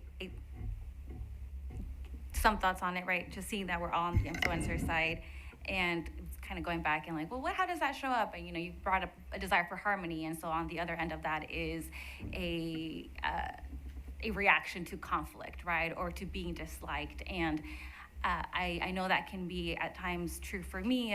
The conflict piece is not something that I culturally grew up with, and conflict is also culture, right? For some of us, we grow up in environments where a dialogue, a back and forth is okay. For some of us, that's not how we are brought up, because then you're not going to step up to your mom or question. So for some of us, that is a muscle that needs to be practiced, and that's how I was thinking about this and talking about it with Jolie. Of wherever we show up on this, part of it is it's contextual, right? It's going to be subjective to where are we and how, even our day jobs and whatnot. And so we have to exercise that muscle of being more analytical, of being more driven, of perhaps being more on the support side and saying, how do I support, right? What do you need from me? And as I think about, in the boardroom, for what I do think there is that need for that public questioning, right? That is going to feel uncomfortable for us. That might be questions that we don't want, that we think about, like, well, how does this sound publicly, or what are my constituents going to think, or what are my board members going to think, or what is executive team going to think, that I'm questioning or that I'm lacking trust. And I know that that's, those are sometimes questions that come up for me. But I think it's important for us to be curious on the dais and to express, I think similarly how other folks have said, here's some of the questions that have come up for us. I think clarity is also really important, right? And being clear about what the question is, just being blunt with it, not to be harsh, but to be clear. And I think, Christy, you were saying, how do we make sure that people understand? And that's part of it. And so, Jennifer, you come prepared, just like you said, you have my notes. And so you have those questions written out concisely, right? Here they are, they're direct. And when we're talking, that we're actually being curious, and because we tend to be on the influencer side, Satya, you mentioned this, that we're trying to convince people, right? But that's not the role that we're necessarily playing when we're at the dais and something is being presented to us, unless we're having to make a decision, right? And so oftentimes, I think that sometimes we do fall in this kind of posturing sense rather than being curious to understand the topic. And I can see why now that is, right? Because we're influencers and we're trying to bring people to our corner of thinking and thought and idea. But it's really neat to see this and just to kind of get to hear from everyone and where you all are as well. So thank you. Back to you. You wanted to say something? Yes, thank you. There's just one piece of what you shared that I want to build on. Olga and Danielle had to step away to deal with something, but so I'm going to speak a little bit on behalf of their teams. When we bring the results policy monitoring, so, third grade reading, ninth grade on track, the teams that bring them put hours into the presentation design. And what you don't see is all of the prep work they've done to prepare for questions. If they don't get questions, they don't always experience that as trust. What they experience it as is silence. And so the part I wanted to build on was when you said, we as a group might be reluctant to ask questions that might suggest like a skepticism or a lack of trust in the team. But for many of our members of our team, your questions feel affirming because it shows how much of an interest and care and curiosity you have about the work that they're leading. I just want to say, that's important. The way I see is the public meeting is for a reason. That's why we have this in the public forum. When I do spend some one-to-one time, I also follow it up with writing. I write my thought. That's the only way I can process in my head, and often. But I really want to bring, at least the way I see, the public meeting is in public space for a reason. That's where I feel the good policies will come when there is different perspectives brought. There is a debate, deliberation, and kind of flushing out everything that happens in public space. What I mean by that is we represent the entire community. And the community has different points of view, lived experience, values, etc. And I really think that this gives us an opportunity during the discussion phase to at least articulate in the public meeting what different community members may be thinking and saying, my hopes, dreams, aspirations, and concerns are not being voiced there. So that, in my way of thinking, is actually will increase the connectedness or the sense of every community can start feeling that, look, this school really values what I value. Now, it also allows people to start thinking through why one votes in a particular way, so that they can, because this has been a repeated thing that has been brought up. I want you to explain the way you vote. That way we can understand, okay, this is the thought process that went in before the thing. Some of these things I might have discussed with our superintendent, but I still want our community to say they like to be seen, they like to be heard, they like to be made visible in this. And we are all extensions of our entire community. So in a way, it honors the people, saying, look, my community or my voice or even it could be one person, they also don't feel left out in the process. So I think there is a value in having discussion and debate and deliberation. That does not mean people don't agree on a goal. They just talk about different life journey, different process of reaching the goal, so that then we can start saying, okay, these are the ways each one of us thought. We had a good debate and good discussion. And that is not to say that we can't have tough discussions in the public space. We should and we must, because these are the kind of worries people have in the community, and we are nothing but voicing it and making them visible in this space. So it may sound like the same question I would have asked. I'm bringing it up, but I think this is a way to honor our community also, right? So that's my thought. So sometimes in quest for harmony, we cannot forget that there are multiple individuals with different life journey, different values, different perspectives.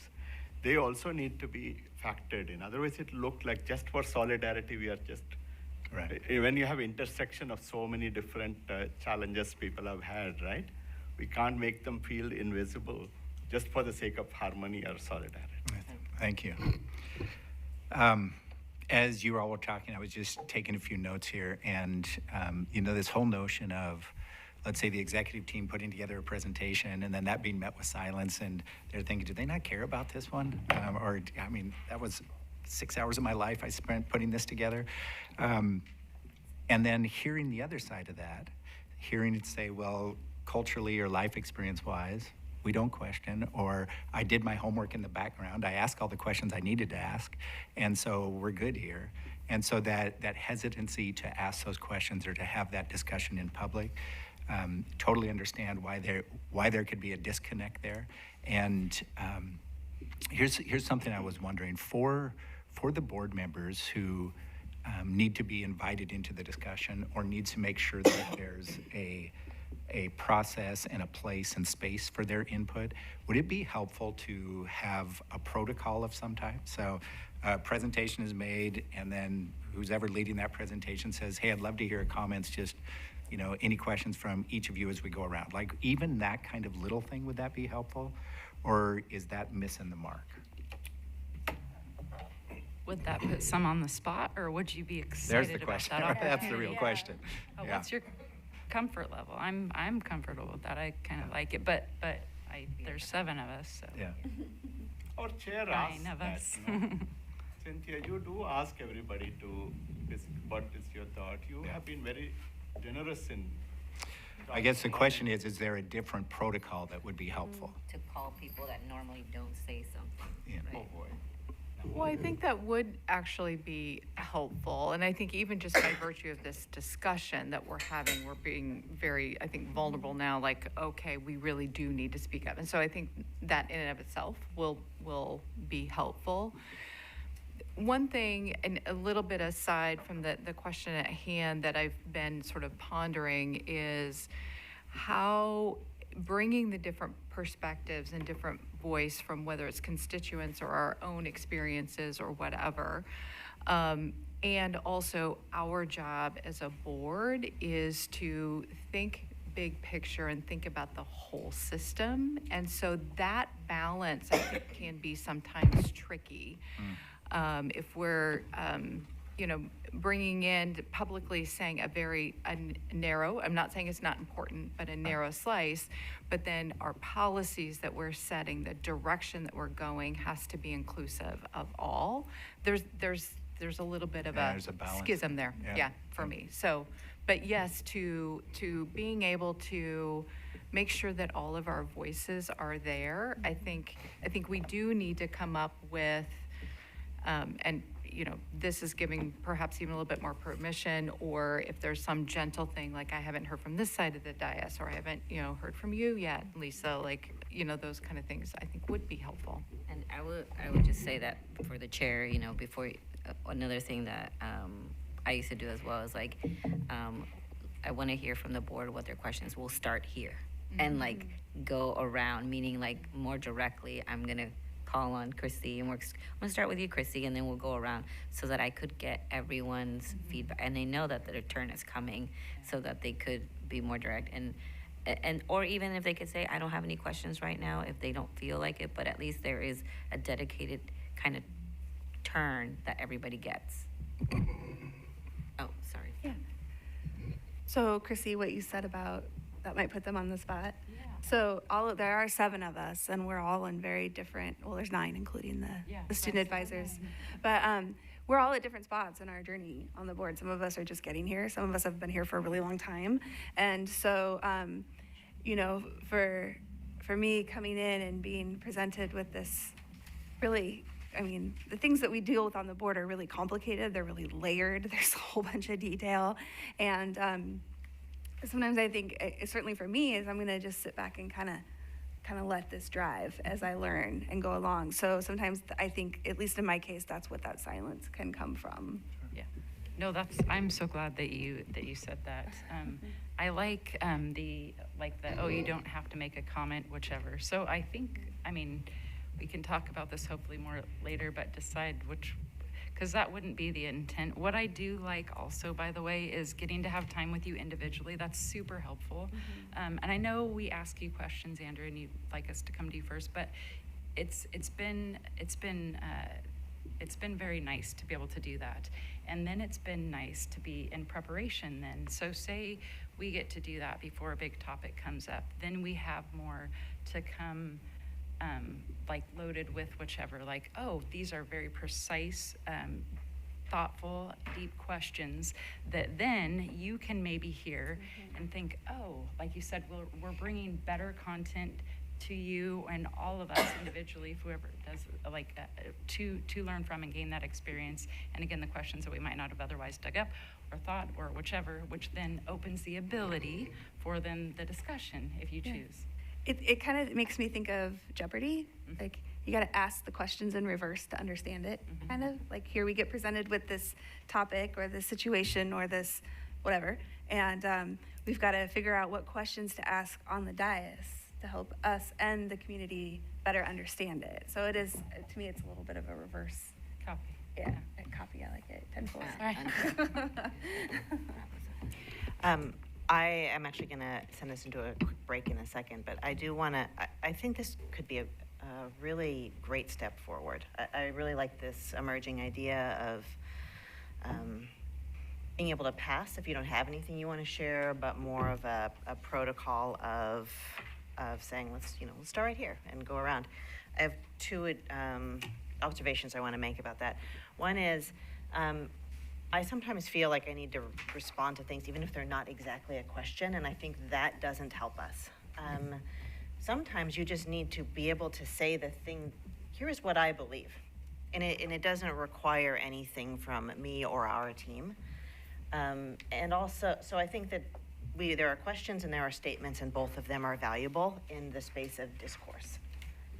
And I'm going to try to do a better job of not feeling that I need to respond to things that aren't a question.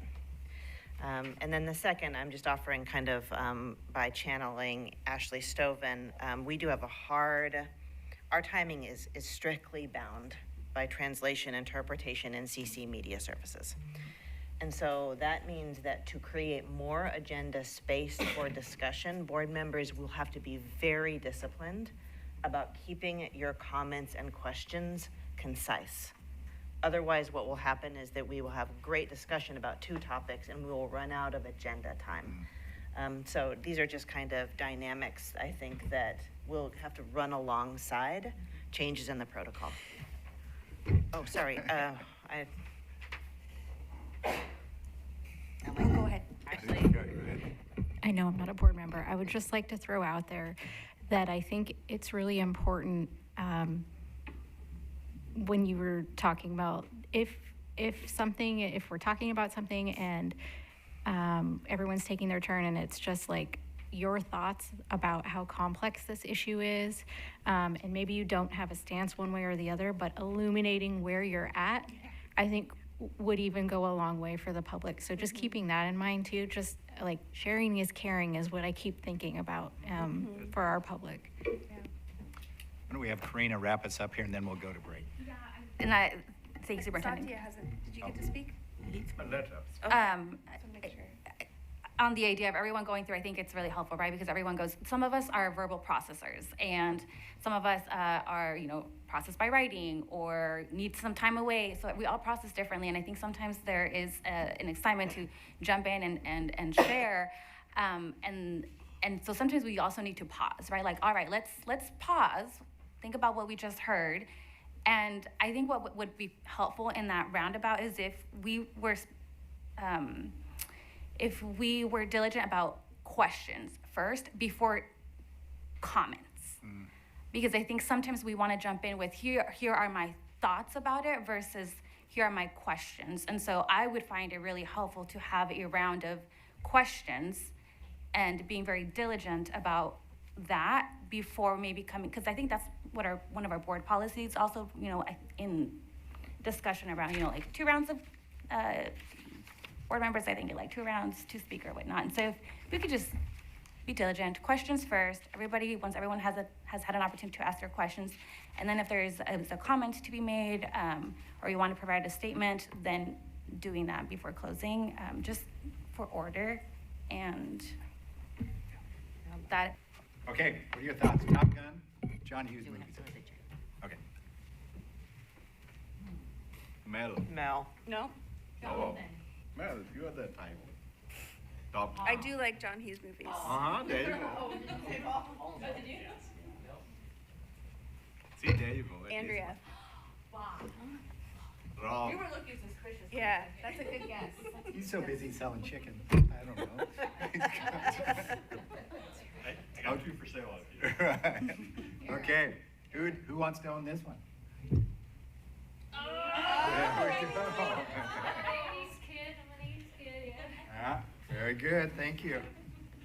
All right, this person would watch Oh Brother, Where Art Thou over and over again. Jolie.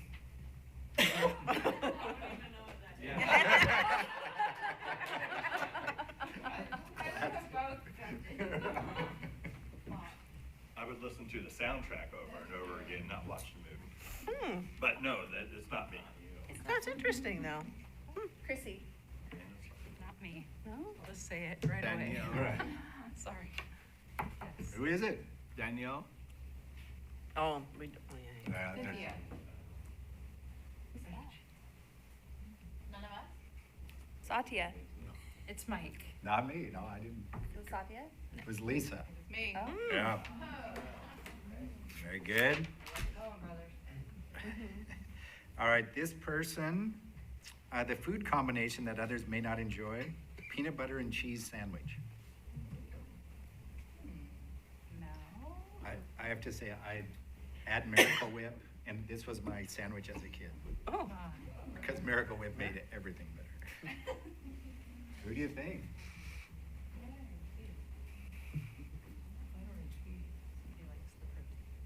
Something like the protein. Rob. Yep. And I agree with Mike on the Miracle. There we go. We got to go out to lunch. We're going. We were a Miracle Whip house when I was a kid, yeah. Me too. All right, this person would watch Planes, Trains, and Automobiles over and over again. It's a good one. Another Yeah. 80s kid. What was that again? Planes, Trains, and Automobiles. Is this Aaron?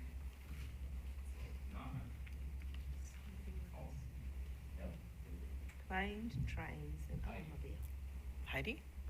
Heidi. Oh.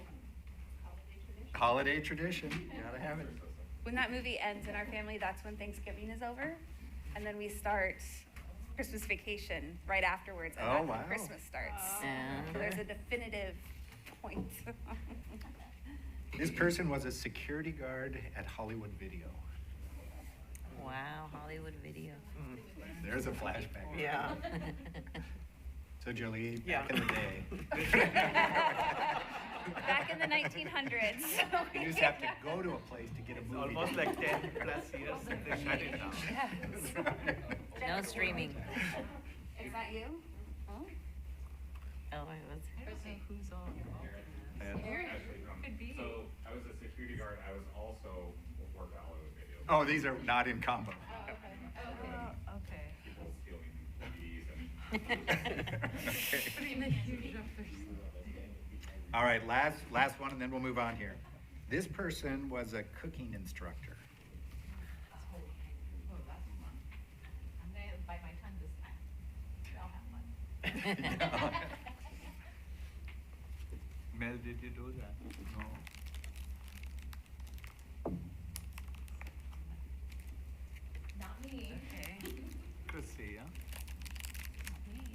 Andrea. Calamity Jane in the kitchen, that would be. Calamity Jane in the kitchen. There's a new cooking show for you. All right, who is it? Jonathan, very good. Right. What was your favorite dish? Like if you had to whip something up, what would it be?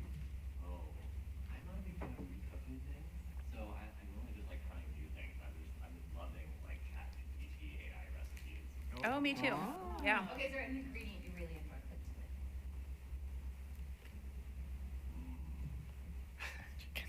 with? He likes it all. Bacon. Don't know where he lands on that scale, but I want to have lunch with him. That sounded really chef vibes, so. All right, let's move back to Erica. So we're struggling a little bit with using AI to design a little quiz for you that it wasn't a regular PDF file, and I wanted to make it easy for you to do. But I don't know if we're able to have them. Did you send them to their phones?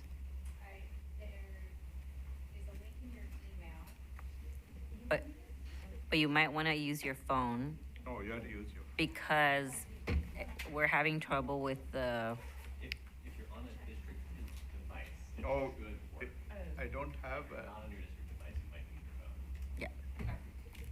But we have a shortcut that I think works, so I have one. you need a district email in the phone? If you have it, yeah. I don't. Can we text it to their phone?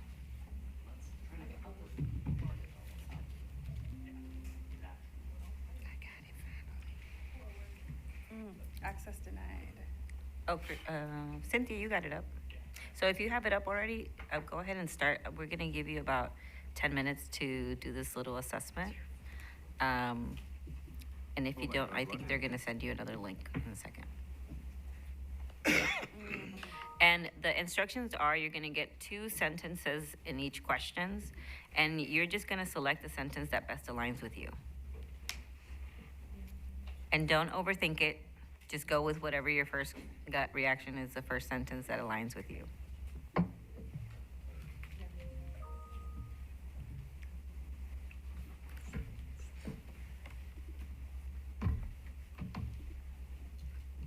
Okay, it's sending, but it might take a second to load on your device. Whatever you sent, that works. Okay, great.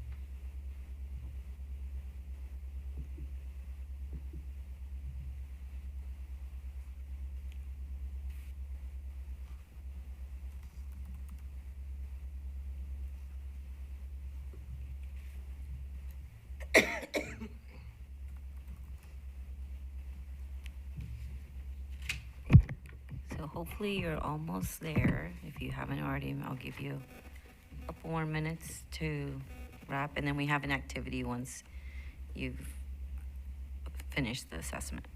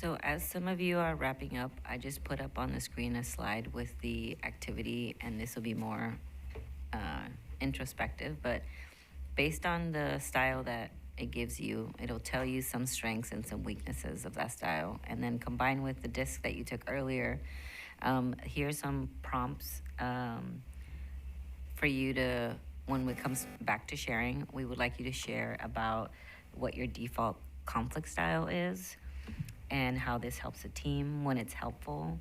What are some signs of you getting triggered or when you're checking out of a conversation?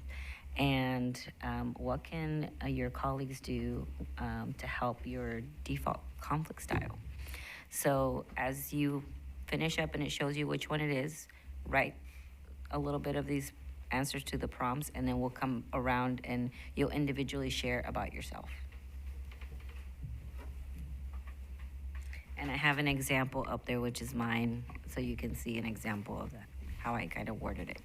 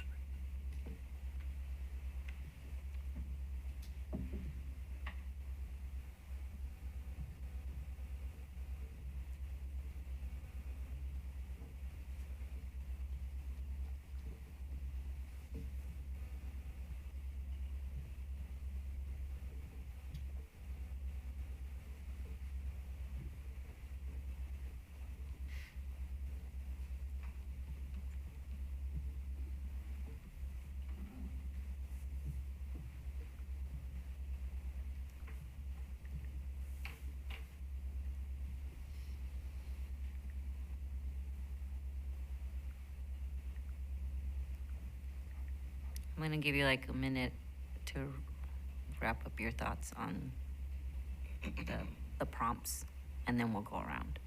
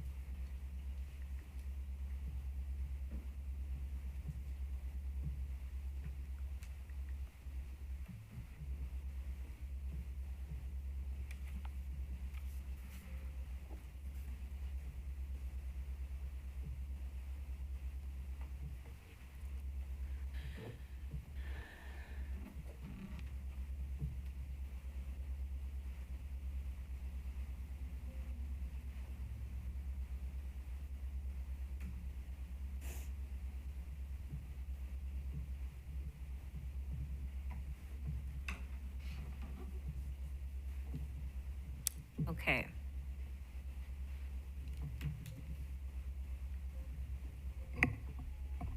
We're gonna start over here, Cynthia. I was gonna start on the other side, but I don't know. Are you ready, Jolie? Did you do this? Yeah? Okay. Why don't you start and we'll go that way. Do you want to grab your mic? My default conflict style is competer. This helps my team because I can propose a strong argument that I believe in. This isn't helpful when I get blindsided and don't consider other people's arguments. And then signs that I'm getting triggered or checking out, or is I stop attentively listening to others and zone out. And then I need to listen. I need people to listen to me, but also give me critiques, so I'm not overly bossy. Okay. Wow. Great job, Julie. Satya? My default style is like a problem solver. Then,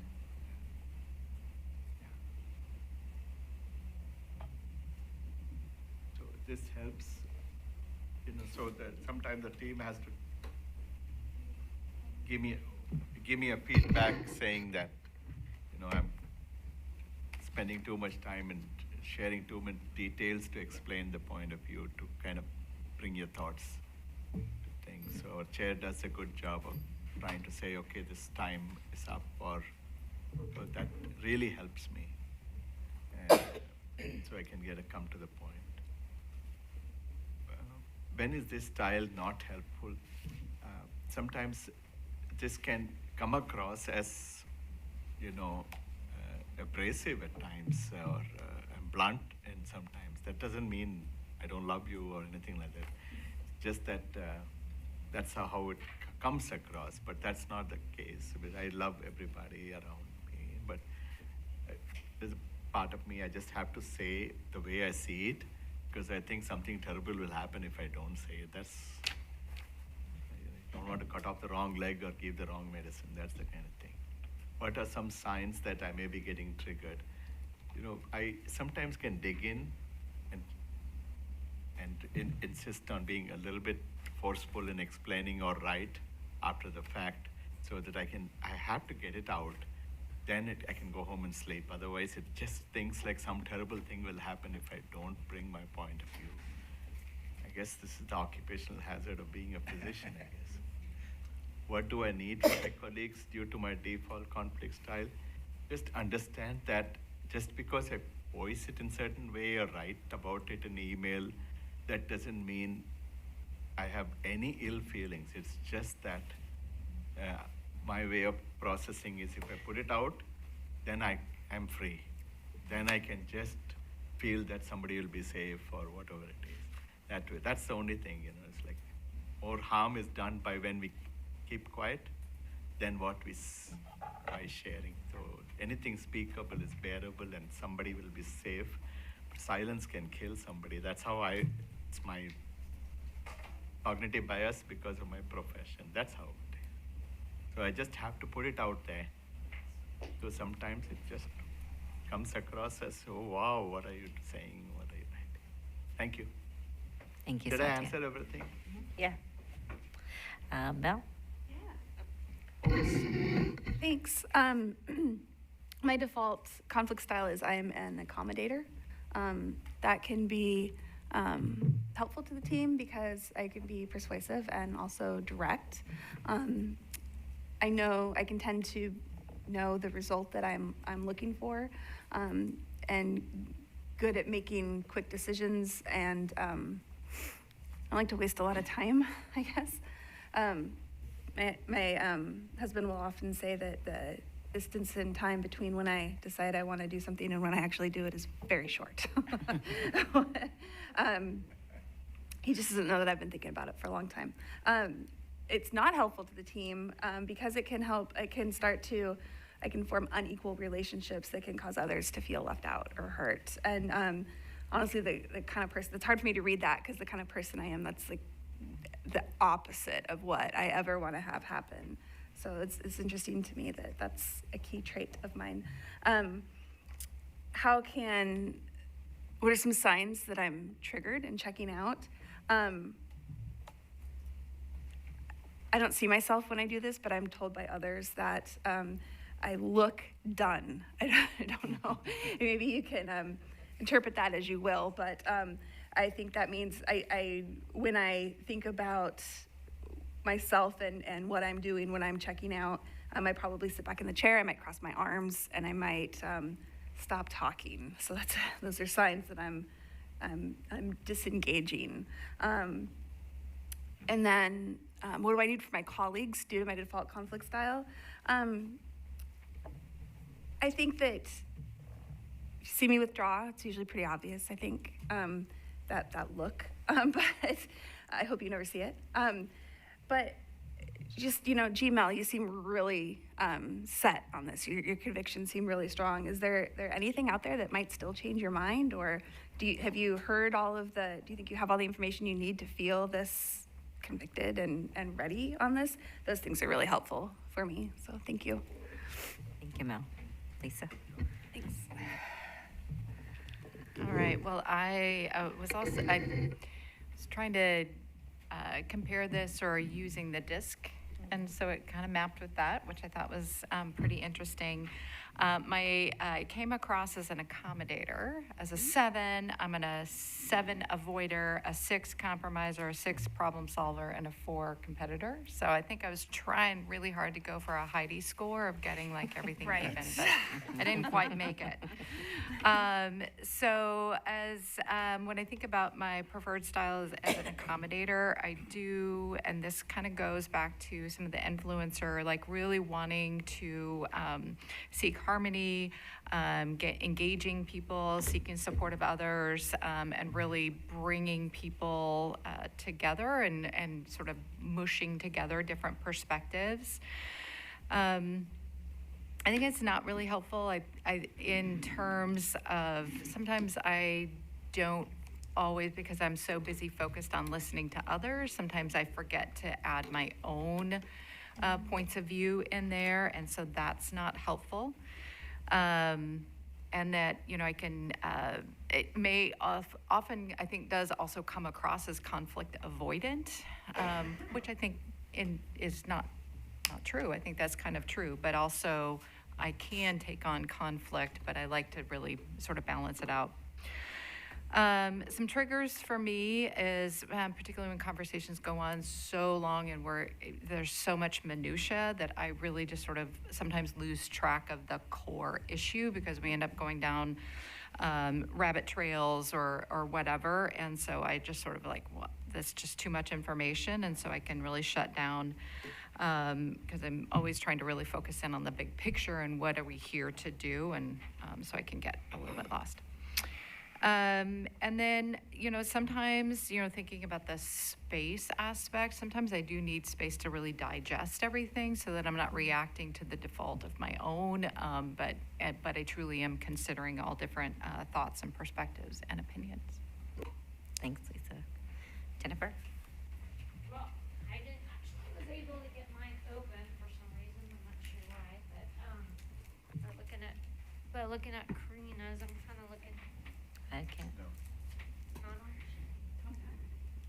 hear me now? Closer. Okay. Oh, there it is. Oh no. No. Uh-oh. Uh-oh. Maybe you can go to somebody else. Yeah, pass please. Sorry. Yeah. Sorry. It's okay, sorry, poor thing. Okay, so mine's problem solver, and then the way it's, I mean, I do genuinely like to hear people's feedback. I like to be able to help with the discussion to come to a conclusion. Sometimes that's not helpful when my harmonizer approach kicks in, and because I don't know. Again, sometimes we've done a lot of agree to disagree, moving on and stuff. So we work with the best we can with all of our with our team, and so sometimes that does work, and sometimes not. So it's sometimes important, I think, to be kind of more open to how are we going to make progress. Sorry, you guys. I'm so sorry. So, yeah. Like Lisa just mentioned about kind of what are we here to achieve and do. So sometimes keeping in the restraints of that time and checking off the list what is important that we actually get done. So let's see. Oh, triggered and checking out. I think also dwindling engagement for that, just making sure that if I like to have an opportunity to still speak and not be shunned by my peers as far as emotions. So I appreciate and a respectful atmosphere, and we treat all each other, everyone the same with that as far as, eye contact, listening, taking into consideration, doing our best of what the other person actually is saying, and then later maybe more appropriately asking clarifying questions of, what you were unsure about outside of that. So anyway, sorry, keep it short. Are you guys ready? It sounds like you're settled over there. Let's see. Thanks, Chrissy. Yes, sorry for that interruption there. Sorry. Like I said, I wasn't able I think you to can let get go it, if you let go. open. Okay. Wasn't able to get it open, but looking at these, based on how I feel, I feel that I'm like to compromise a lot. I'm good at trying problem solving. See the definitions where it says they willing to give up about and hold on clear communication and help with all the parties and promote cooperation. And I feel that I'm really good with the compromising. Sometimes I do have a weakness of sometimes wanting to avoid things, but I feel most of mine, and I'm really good about accommodating and trying to work with everybody and working as a group and listen to other points of view. I like to get to the root of the problem, and that's part of, so yeah, I feel that I'm good with accommodating, problem solving, and compromising. Thank you. Thanks, Jennifer. All right. Mine, it wasn't helpful that I had the little label on it because I was like, I'm not competitive. What? I really don't feel like I'm competitive, but I'm a compromiser, and then the second to that was problem solver. And on the compromiser end, I think it's really helpful when working towards a solution. I think especially in our work, right? I'm not gonna get what I want 100% of the time, and I'm 100% okay with that. And there's almost some sort of relief that comes with that of I don't have to carry the full weight and responsibility of saying this is what I wanted, but rather that we were able to collaborate on something.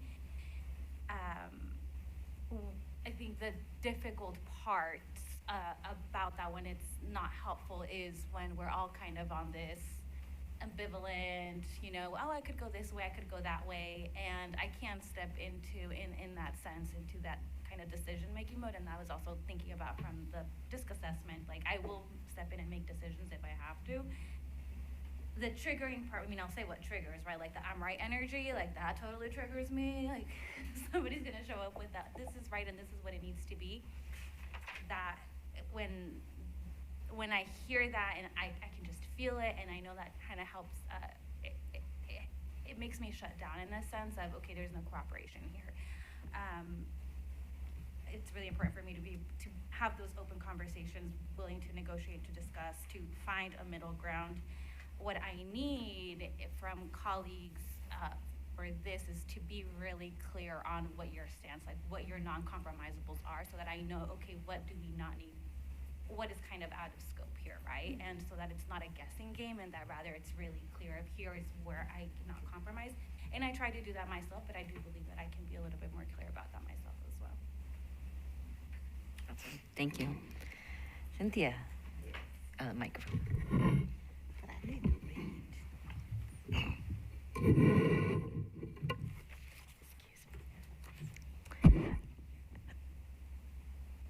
My default conflict style is compromiser. This helps the team because I'm willing to listen to all sides of the issue, the concern, the proposal, and it helps me to see perspectives that I might not have considered. I have no problem with differences. I have no problem with differences, and today has really helped me to understand that the reason I don't have problems with differences is because I truly understand that some of us come from different lifestyles, different professions, and it causes us to have a different knowledge about some of the issues that we are talking about. This style is not helpful to the team when we really need to make a decision. And you're going back and forth, back and forth, back and forth, trying to make everybody happy, trying to make sure everybody feels included, trying to just see a solution where everybody can see themselves in that solution and take ownership of it.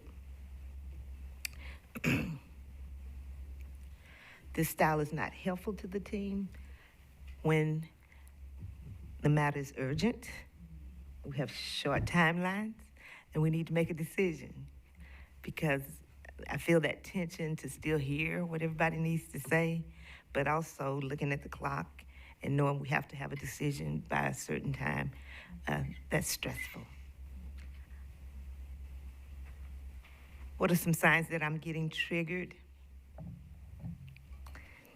I don't have a poker face.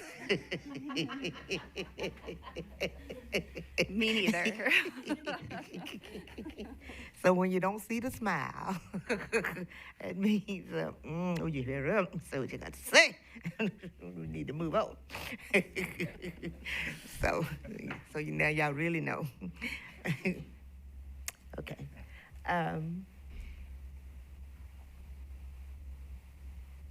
What do I need from my colleagues? Because I'm such a compromiser. I need you to tell me, Cynthia, it's time for us to make a decision. Or Cynthia, I think we've heard everybody now. I think we need to go to the next steps. Or maybe we haven't heard from everybody yet. And maybe we need to, I've missed somebody and we need to make sure we've included them.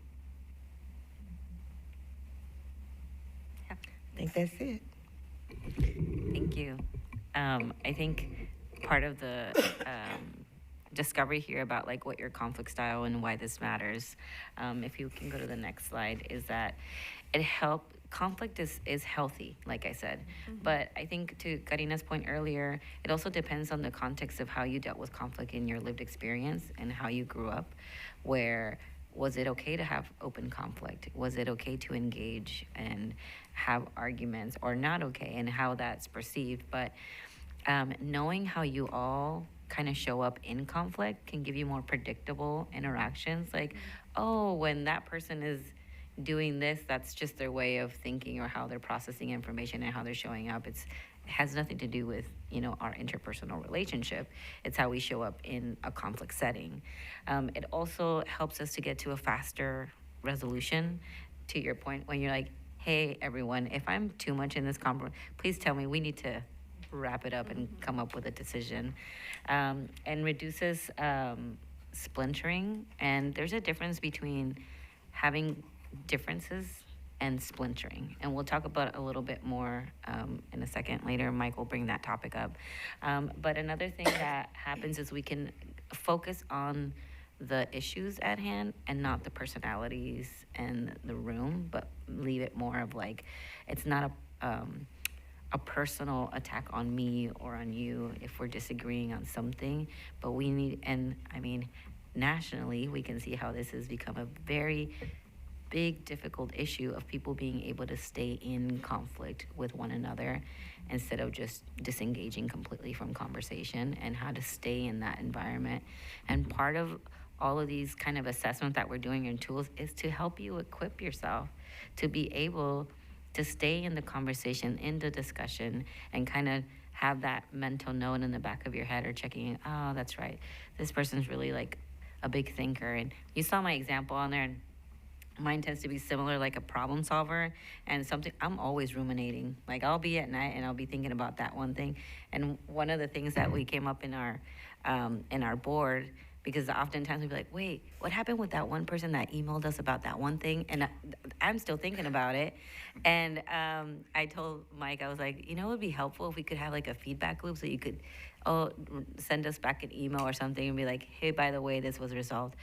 In my mind, mentally, it's like, ding, I checked it off my mind, like it's been resolved. So there's just this way of us functioning that is very different. And I want to give an opportunity for Andrea to maybe say about what your style is, since you work very closely with her. First of all, I have a lot of notes about all of you. Thank you. Oh, yeah. I am also a problem solver, but I'm really clustered. I'm a 6, 9, 7, 7, and then avoider is a 1. And I think the things that are good about this is that it does, I feel decisive and able to make decisions. I think that reduces ambiguity and confusion. But people can also feel dominated, silenced, and intimidated by the force of my style. The thing that you'll, in fact, I think probably everyone at this point has seen is I can be triggered about problem or conflict avoidance. And it takes the form of me being impatient. So I need to work on that. And then the thing that everyone can help me with is being clear, concise, and direct about your beliefs, about your concerns, and about your questions. If I can't find my way to what you're thinking or feeling, it makes it very hard for me to know how to partner with you. And then that creates a conflict avoidance loop for me that doesn't help anyone. All right, I'm going to hand it over to Mike to get us into the next section. So just some thoughts on what we've covered so far. So we've talked about understanding your behavior style and also understanding your conflict style. And don't take this as, first of all, that there's anything wrong with you. That we don't want you thinking that, or that these assessments are needed because the board's not functioning well. The entire goal here is to understand ourselves and others better so that the board can function at even a higher level. In fact, the best in the state. Right? That's right. Yeah, that's right. Merely. That's right. So the idea, the other idea here is, like, when we go through this practice of looking at conflict style, it's not so you can tell to tell yourself, well, I told the rest of the board that here, this is the way I do conflict, and then they should all accommodate you. It's also to look in the mirror and say, okay, I know this about my conflict style, and we need to have a growth mindset on how we're bringing our best selves forward as well. So I think that goes without saying, but I did just want to mention that. We're going to transition here into some of the challenges that we have coming up in the spring, and I mentioned this as kind of the kickoff. But here's the good news. Of all the challenges that we're going to brainstorm here in a minute and that are going to be coming at you, you've got a history of doing hard things really well. And just looking back over the last 18 months or so of what the Salem-Keizer School District has went through and dealt with, it's a lot. And I mean, just look at the list up here. You had a severe budget crisis. Well, the whole state has a severe budget crisis, but you were early to that party in terms of having to deal with it. Difficult labor negotiations, that's a thing that you all went through. Successfully transitioned some leadership opportunities, whether it's superintendent or board positions, that's happened. You've dealt with enrollment loss, and you are really at the forefront of helping the state address the inadequate funding that is going towards K-12. So, I mean, if you just think about all those things you've dealt with, and you're still here, you're still serving with an optimistic attitude, and you're ready to tackle even more. I think sometimes in education, we don't take a moment to celebrate the successes we've had, right? And you've had lots of them. So, okay. All right, go ahead and advance one. Thank you. So here's some things that we need to do. When you think about the next 4 or 5 months in front of you, we know that there's challenges on the horizon. So let's just call out what some of those are. When you think about this, can you type in there? Yeah, Erica's going to type in there. But just go ahead and call them out. What do you see yourselves having to deal with over the next several months? Budget. And specifically, what about that budget? Do you want to say? Budget deficit, yes. The budget deficit that we're facing this next year, and then uncertainty with all of the state and federal funding. Yep. And I would add to that uncertainty with the state and federal decisions to take people's child care money away. Do you all mind of a sudden. speaking? Oh, Sorry. I need a portable mic. But anyway,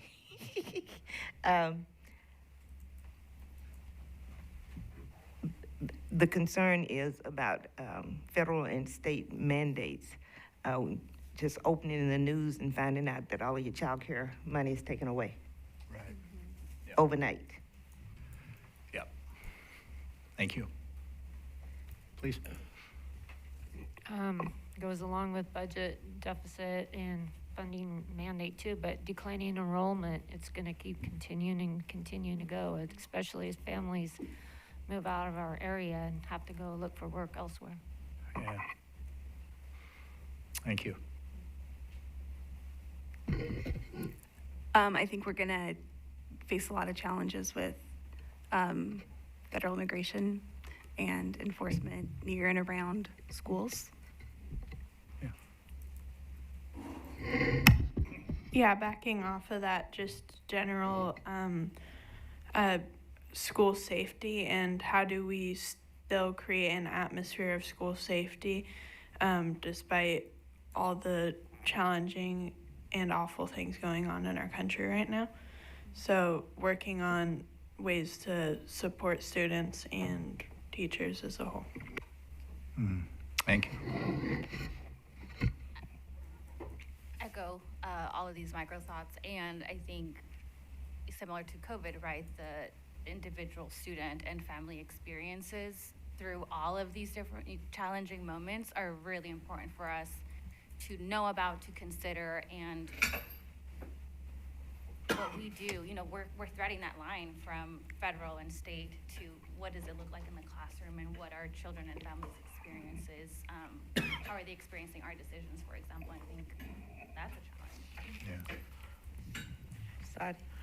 Yeah, I sometimes feel like we have to drive our car and also change oil at the same time. So these kind of uncertainties are there, but that our children can't wait because,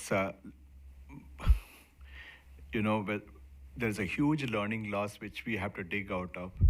The mental health and emotional footprints of the school closure and everything else that we went through, that's going to be deep and wide, and that is still a big factor, whether it's children mental health, students not able to feel that they belong, not just inclusive, but they really feel and fit in, because that skill they need to carry when they go to college or career or wherever it is. So that is, how do we kind of get back to laser focused on that and the learning loss, because there is a small window of whether it's reading or whatever it is that cannot wait. So how do we kind of pare back and literally get to that little focus, know that every community values safety, the children's mental health and ability to read. So there are some common grounds that will emerge from this, but we need to be laser focused on that and not get distracted with anything and everything. And that's going to take a lot of work at the board level, district level, the way we work with community, etc., and saying there are common grounds despite all the other chaotic doldrums that we are facing. Thank you. 2 quick bullet points, I don't see them up there. Educator needs and labor negotiations. For the executive team that's here, when you look at that list, anything on your plate that's missing that should be on that list? Results. Yeah. Maybe I'll just piggyback on that and say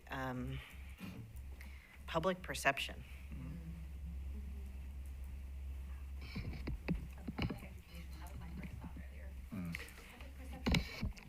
Okay, can I just add one more thing? I think there are multiple communities. We need to probably go towards them and listen to that community, because a lot of people, the same sense of belonging, what we measure within the school, we also want to measure with different communities, saying, do they really feel that we are able to? Because now more than ever, when kids are pulled out of school for whatever reason, just like we mentioned, maybe they think that they don't belong or whatever it is. But it's not really helping anybody, including the children. So I think we need to now more than ever go to different spaces and listen to different communities and say, and help them see the common grounds, common goals, in what way it can be a win-win situation, what way that everybody feels this is our community, our school, so that we kind of push the car in the same direction. So that would require us to get beyond outside where we are and go to different communities and have a mechanism where they are able to communicate two-way and participate. I think we cannot make assumptions about community. Yeah. That's what I'm talking about. We have to listen to what they have to say and then trying to say, why are they pulling the children out or whatever it is.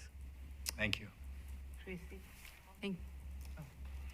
I was just wondering somewhere in there if we can get the reiteration of, again, focus. How do we juggle all of this and really hone in on the most important stuff? Focus. Because all of it does matter. It needs to be on there. And I always like to hear everyone, because I like to try to add, we can all do something different then, but that is a piece of it right there, because we tend to lose ourselves in certain things, and it's very easy because there is so much of it, to focus in on all the kids. What are the actual essentials? Why are we all here in the first place? Why do we exist? So sustainability, and not forgetting, like you said, other groups to hear, oh, what, you want your kids to learn how to read when they come to school? Okay, let's focus on that.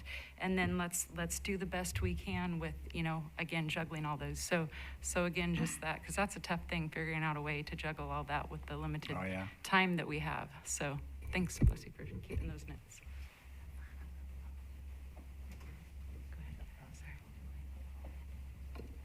I just add one, and this is just to echo a lot of what I've heard, but beyond just public perception, I think it's public participation and the support from the community. So not just the perception of us, but it's the perception driving that involvement with us and educating the children of a community, because it's not just us, right? It needs to be the whole community. Yeah, this this list wasn't meant to scare you moving into the spring, but the list was meant to give you a perspective of all the things that are going to be coming at you. And if this were unique to Salem-Keizer, that'd be great because the rest of the state wouldn't have to deal with it, but that is not the case. Everything up here is also other districts are dealing with as well. And so we want to talk about how prepared we are as a board to deal with these things. The last two assessments we've done, those have been around what's my conflict style, what is my behavior style. But as a board, as a group that functions together and has to make decisions and has to move the district forward in a positive and productive way, are we ready as a group as well?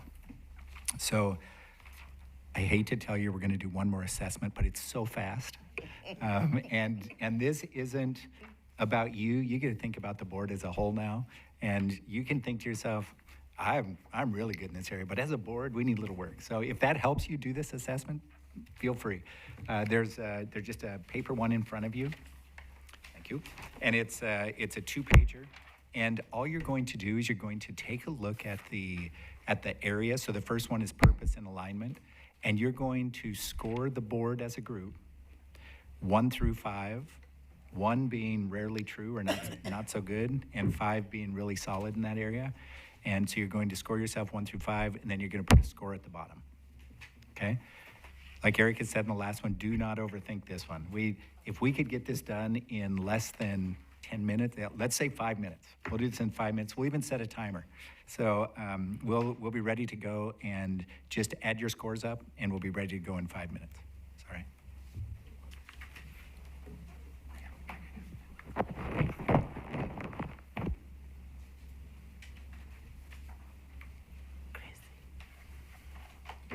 Do we score each one of these or one of them? Each one of these.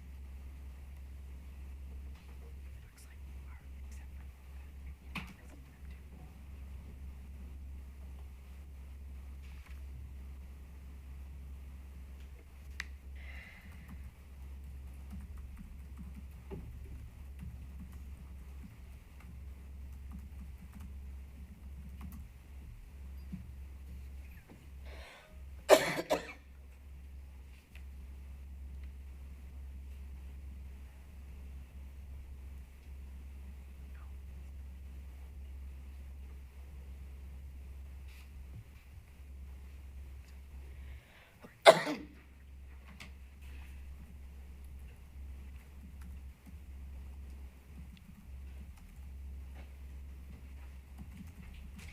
I'm just gonna add, I know cabinet, you also have the assessment and you're looking at it as how you see the board.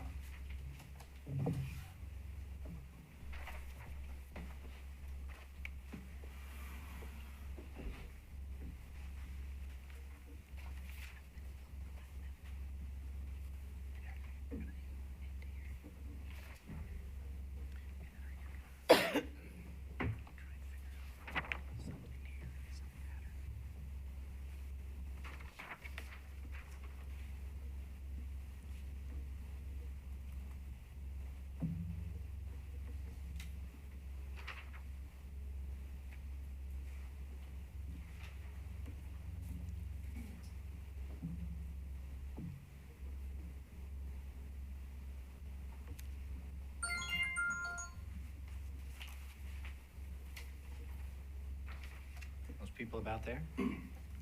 Close? Okay, as you're wrapping up, Erica's going to collect these from you. Before she collects them, though, would you look at your highest total, like the areas that had the highest score,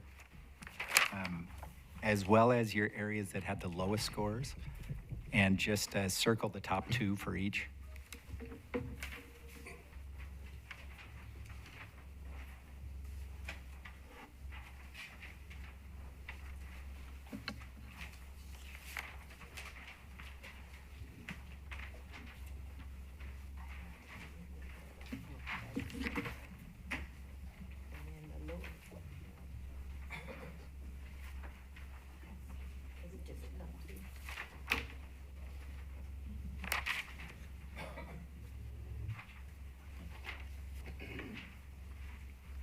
Do these need to be identifiable by person?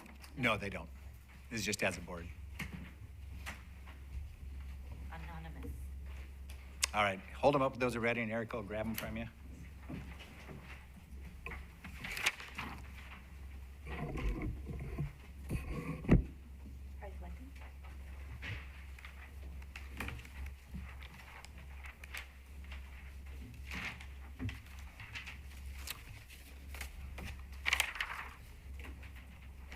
All right, as she is picking those up, did you know there's someone in this room that has participated in roller derby? Who might that be?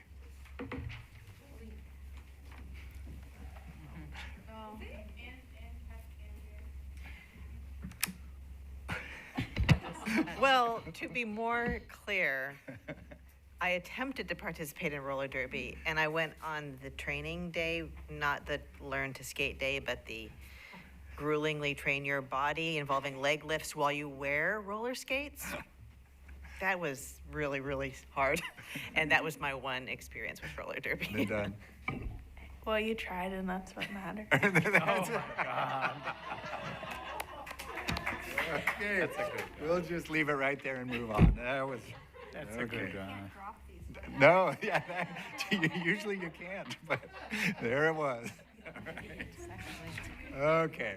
All right, if you want to advance.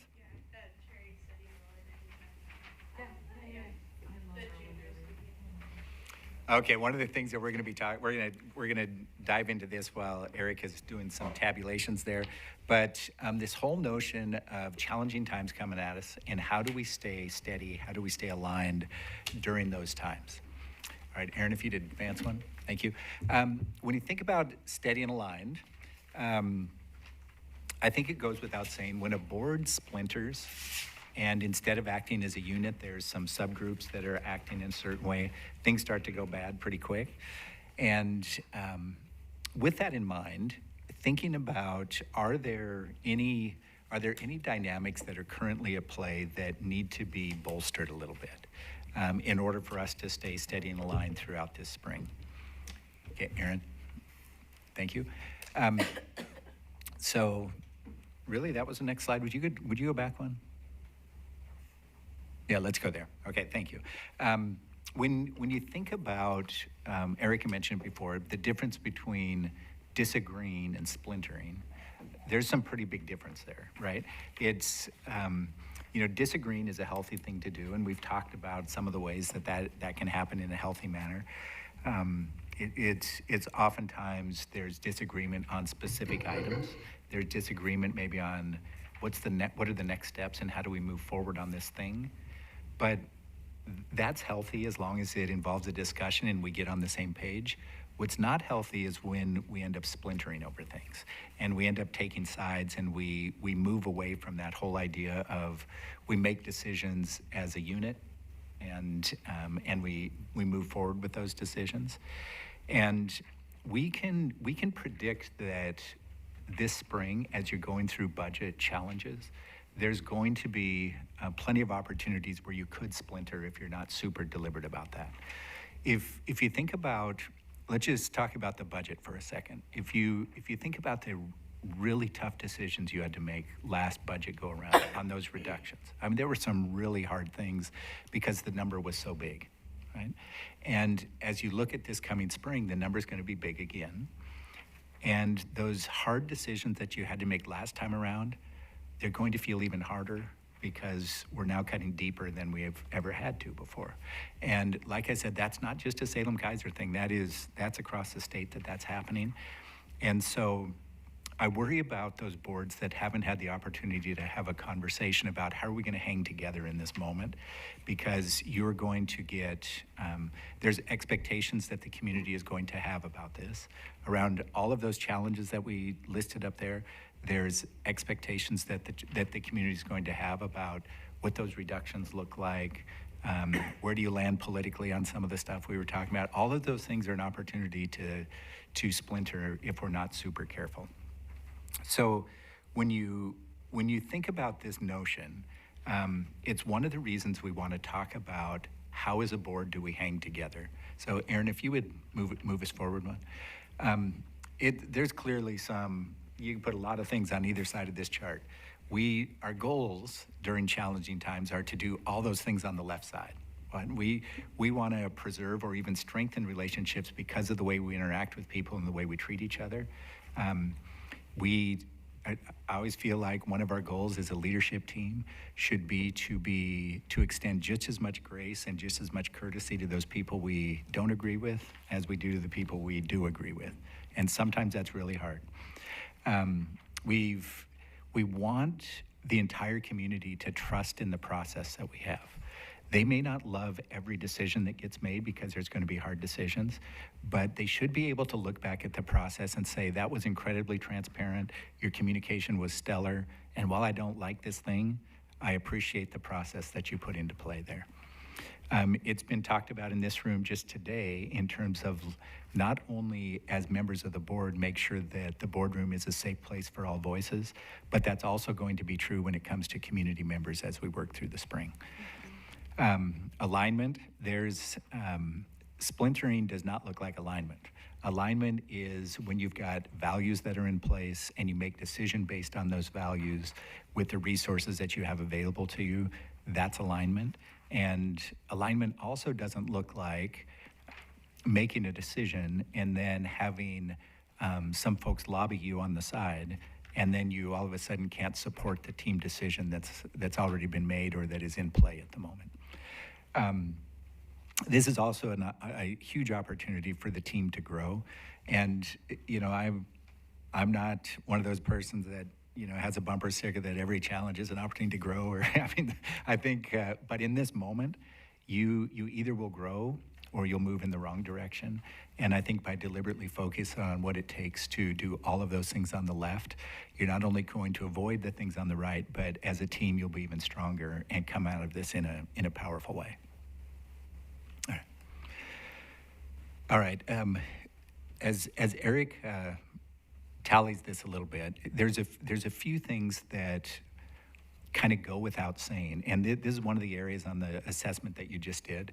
But this whole area around sense making during difficult decisions, it is oftentimes not the decision that's made that people have a lot of heartburn with.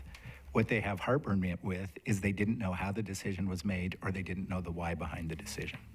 So as board members, you are chief sense makers in the community. I mean, that is just a huge part of your job. And so as we look at your sense-making responsibility, what is it going to take? What's the information that's going to be necessary for you to have in order to be a great sense maker in the community and to be aligned in your explanation of issues? We know also when we're trying to make sense for people that one of the most important things we can do is make the information accessible to them. Now, it's one thing to get a one-pager of here's why we made the decision and here's how, here's the thought that went behind it. It's an entirely other thing to make sure that information is being used in a manner in which people can receive it. And that means it may sound different to different audiences. It doesn't mean the value change or the why changes. It means that your explanation is accessible and they can receive it in a way that they can understand it. I oftentimes worry about when people put communication plans and strategies together. Oftentimes what those communication plans and strategies entail are their favorite ways of communicating. right? And what it doesn't entail is how does your community need to hear it, or how do they best hear it? And I think for you all as board members to be thinking about that as a concept in order to be a sense maker is going to be really helpful for you. Aaron, would you advance? Okay, so here's a question. I just want to pause here and we'll just go around the horn really quick.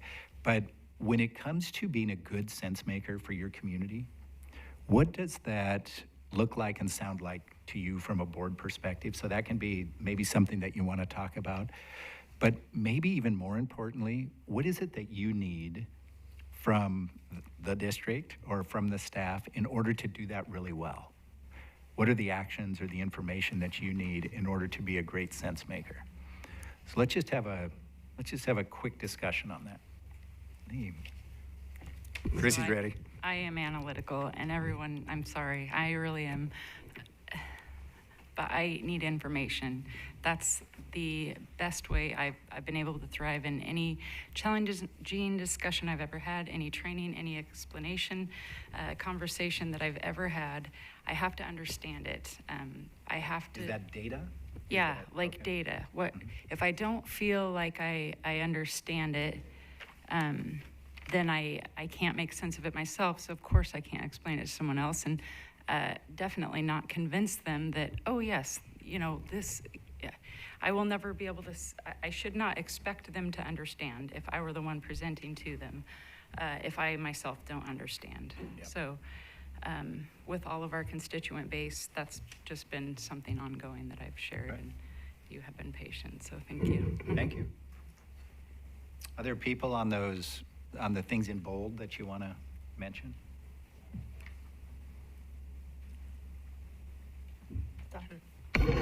Thank you, Chair. Yeah, I mean, just like Chrissy said, I need to kind of understand. Then I'm a little nerdy in some way because I kind of like to go read up other places, what other states have done, others best practice models, etc. Because I look at it like when there is a crisis, it's a great opportunity to beg, borrow, steal the best practice model and just adopt it rather than make incremental change. Then the second thing I do is like I take that and try to synthesize it and try to convey to different sections of community. I intentionally go interact with different communities who typically don't interact with our school system, but their children still come here. So once a month I kind of go on a radio.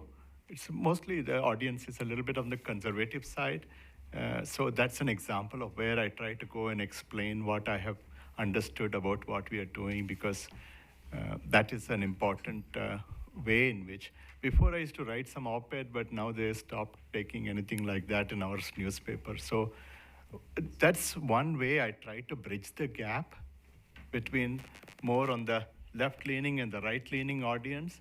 Because at the end of the day, public school is for all public, and we need at least all of them are supposed to pay tax, and they're taxpayers, so they should have a stake even if their children are not here, and it's for the public good.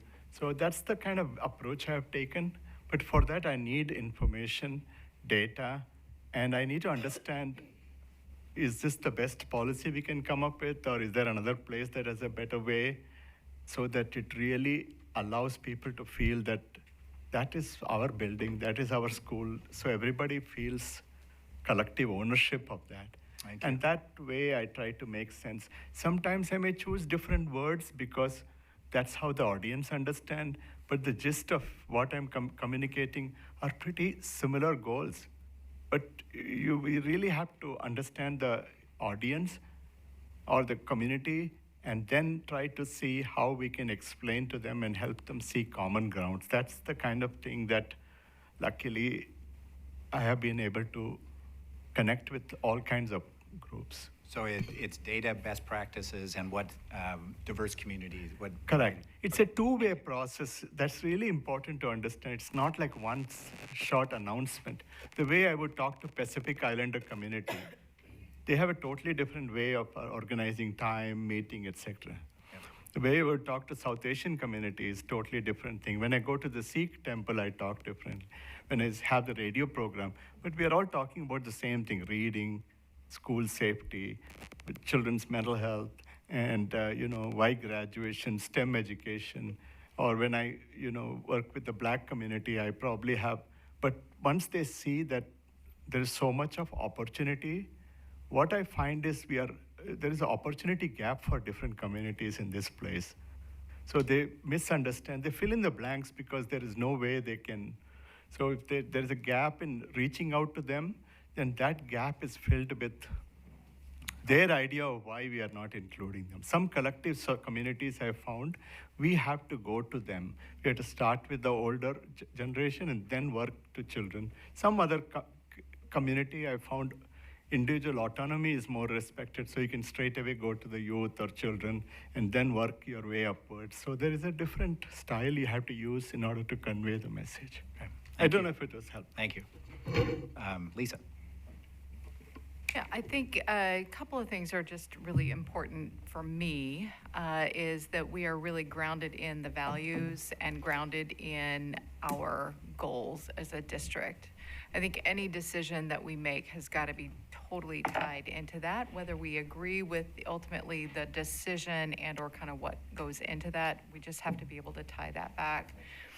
I think another thing that is really important, because each of us are connected and tied in with the community in a variety of different ways, but it's so important for me that we are speaking as a unified board out in community.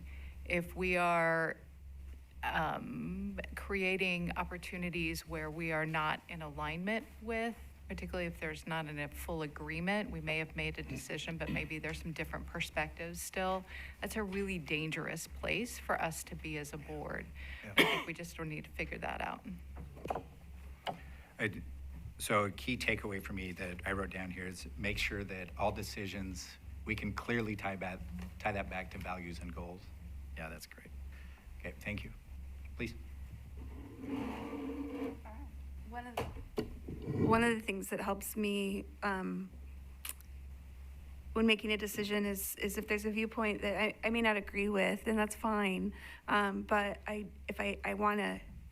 need to understand it. If it can make sense in my brain of how and why we disagree, like understanding the other person's perspective. I don't have to agree with it, but understanding it helps me get a better grasp of the situation and the decision that we're making. And I'll say that there's been some times, I know I haven't been here very long, but there's some times when I honestly don't know how the other members on the board feel about something, and I, knowing and understanding, like just with an explanation of, why you feel that way or why you voted that way, and that will help me, and I think it helps the community as well. So please don't feel, please ask me if I don't convey that when I'm speaking during a meeting. If you have clarifying questions, please tell me. I'll remember that. Yeah. Okay. As long as you don't look done, then, As long right? as I don't what? If you don't look done. Oh, yeah. Right, yeah. Okay. All right, who else do we have? I regret saying that. Yeah. I'll remember.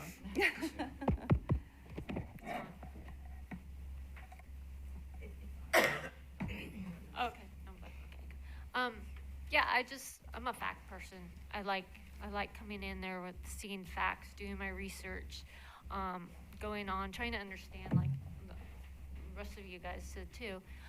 I also like to go listen to other people's in the community, their opinion, take all of it together and sift through what I feel to be is the best decision, where the best idea comes from. And if I don't understand something that somebody else is telling me, then I'll go and look.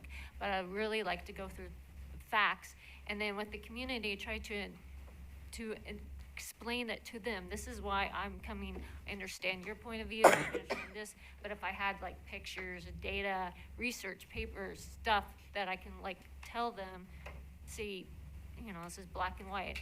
This is why we're doing this, and that's how I feel. It's my best approach to make a decision to convey to the community. Thank you.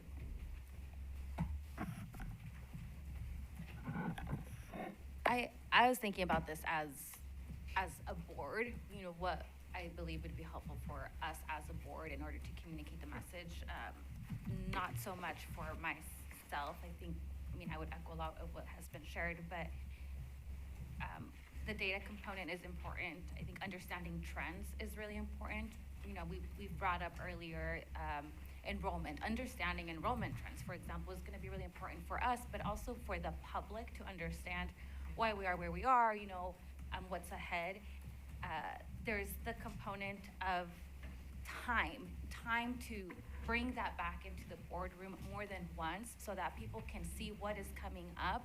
And then, you know, questions will surface out in community, but that there's another opportunity for that to be brought up again. So it's a conversation essentially, right? If people know, they can come to us as board members. And so having that time, and then I guess kind of circling back to the data and trends is also understanding across it all, engagement and feedback background. I know there are topics, for example, where the district or schools have gathered feedback from community, from families, from educators, and having that summarized for us as well and shared in public around what do we already know, right? What data have we collected that's both quantitative and qualitative here, and so that so that we don't appear to be making inferences all of the time or assumptions, but that is very clearly communicated. So, thank you.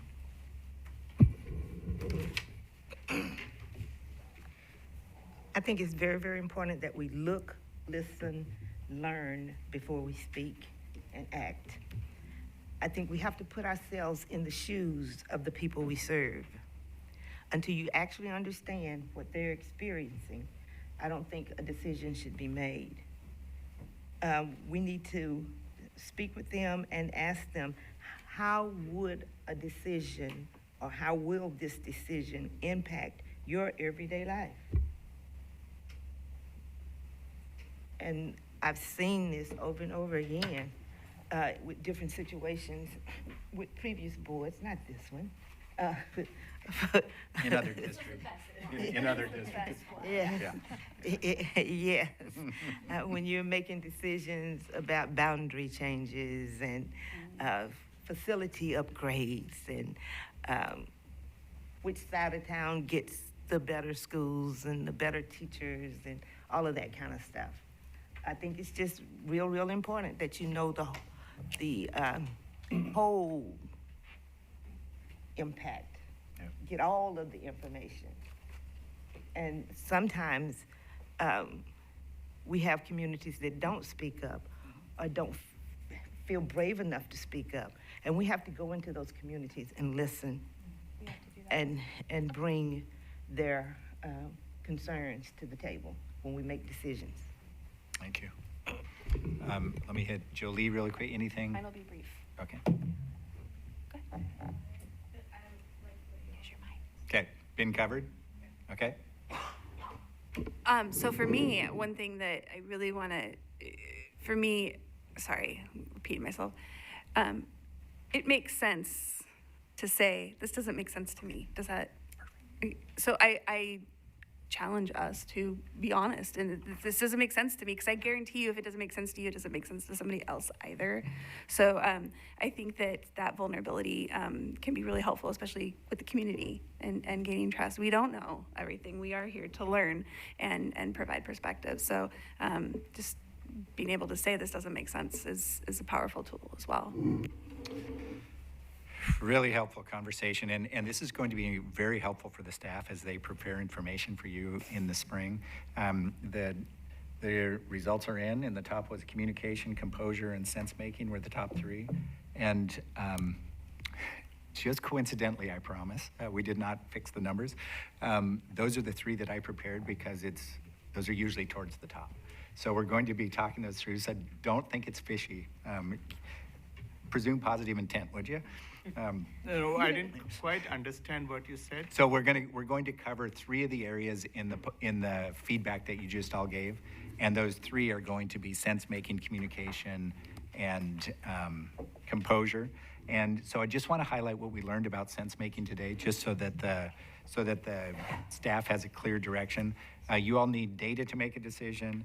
You need to understand the needs of all communities and a variety of different perspectives. You need to understand best practice and statewide trends. You want to make sure that the expectation of speaking as a unified board is reinforced. Things need to be tied back to goals and values, and you want to clearly understand the impact of the decisions that you're making. Okay? That's very clear direction, so that's very helpful. Let's move on to the next one, which was communication. This was the top one that came out on your board readiness survey to make sure that you're dialed in on this before we move into the spring. Do you have something you want to? It's just a clarification. When you say top, do you mean Bottom. the highest? I meant the lowest scores. Okay. The one, Oh, yes, okay, that's thank you. what I was thinking, yeah. Yeah, sorry about that. I was way off. Is what I was Yeah, right. In my head, that made perfect sense. Nobody else, though, went along with me on that ride. Okay, so yes, these are the areas that we would want to reinforce for sure. So when it comes to communication, that whole idea of listening first before you make any decisions, and it's already been noted that empathy is a strong desire of yours, so in order to do that, you're going to have to be a great listener. Share airtime appropriately, disagree and discuss in a respectful manner, and hold space for criticism while still standing firm in shared values and decisions. That all sounds so simple, doesn't it? Let's get to the questions underneath, Aaron. So in order for all that to be true, what I want you to think about it in two different ways. What is it that you need to do? And then what do you need the board to do as a unit? Any thoughts on this one? Let's go in reverse order this time. Cynthia, way to go. As the current chair, one of the things that I need to do is find a way to make sure we share our time appropriately. I feel some people don't hardly ever get to speak, and there are some of us that speak a lot, and I need to know how to address that.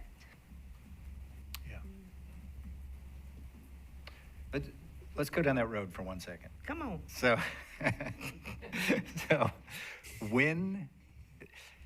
here's a personal belief that if there is a chronic problem in a boardroom, whether it's that or whether it's anything else, it can't just be the board chair that brings that to people's attention. Did I get one right? Okay, go ahead. So what I hear you maybe asking for by your reaction is that if there's an issue that is repetitive, that other people should feel free to call it out as well, because it's exhausting as a board chair and it makes it look like you're picking on people. Or that I'm not doing what I should do. Or, fair enough, yeah. Yeah. Okay, very good, thank you. Let's see, so for me, again, just personally, I already mentioned this earlier, just respect. And I feel like that does happen. I feel like I understand the reason why that happens, what you just mentioned. Sometimes it's just a balancing act, everything is, isn't it? It's trying to, when it feels like, when we're trying to bring in constituents' voices who don't feel like their voice is being heard or safe sharing it or whatever the reason be. I could really go down a list and I will spare you all. When we're trying to incorporate that into the conversation that otherwise feels somewhat one-sided to those people, I think that's where that most often happens. I do see a lot of board members chiming in often for that, hence the 2-minute on some. But anyway, but yes, I think we can do that in a respectful manner if we're going to be doing that towards our peers, not to shun, not to eye roll, not to, things that we kind of like to teach, I assume, our children not to do. I think is the one thing, like I said, that I would like us to remember and all of that. I hope that makes sense. I would be happy to give examples if you would be interested. Let's save the examples. Yeah. I think we have the gist of what Thank you, you're sir. saying. Yeah. I can start with needing from others. I think we've talked a lot today already, a little bit of what we need, right, from the clarity to clarity in questions, clarity in thought, explicitness of what we think and maybe why we're thinking, explaining about. I think those things are all really important. Trying to figure out, make sure that I'm understanding the questions. What does communication look and sound like from a board perspective? And then things. This one's not very loud. It's because coffee got spilled on it. No, it was already broken.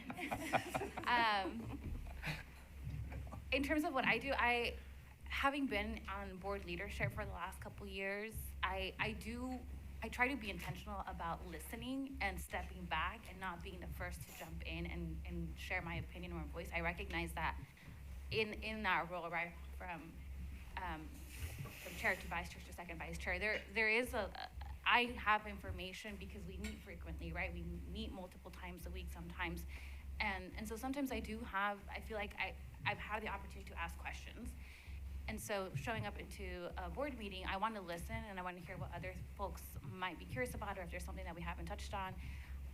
And I recognize that sometimes, and I think as of late, or maybe even the last 3 years, maybe it's stepping back a little too much, just thinking about kind of what you can hear around how am I showing up to the boardroom, what am I actually asking, what am I stating in the boardroom to communicate what my thoughts, the why behind my decisions essentially. So I'm kind of reflecting on the other end of. Thank you. Yes, what I need to do, I need to, like Mel said, be fully understanding, asking if I don't understand something 100%, ask more follow-up questions. I could be more active with that. As far as from the other ones, I like maybe having kind of a time limit and we could stay more focused on questions, comments, more to the straight to the point, not so much getting off on tangents and stuff. And also going back to the first one, sometimes when those questions are going on, sometimes it drags out, and I feel maybe, okay, well, we spent so much time, I don't want to ask a question because everybody wants to move on, and then I feel bad sometimes because I did say something. So maybe, yes, if we could keep those questions down a little bit so everybody would have an opportunity to talk. Thank you. Thank you.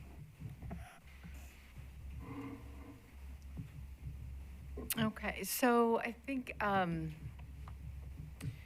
I ranked high on the accommodator, and I really don't want to be an avoider, and I don't think that that's our role in the boardroom.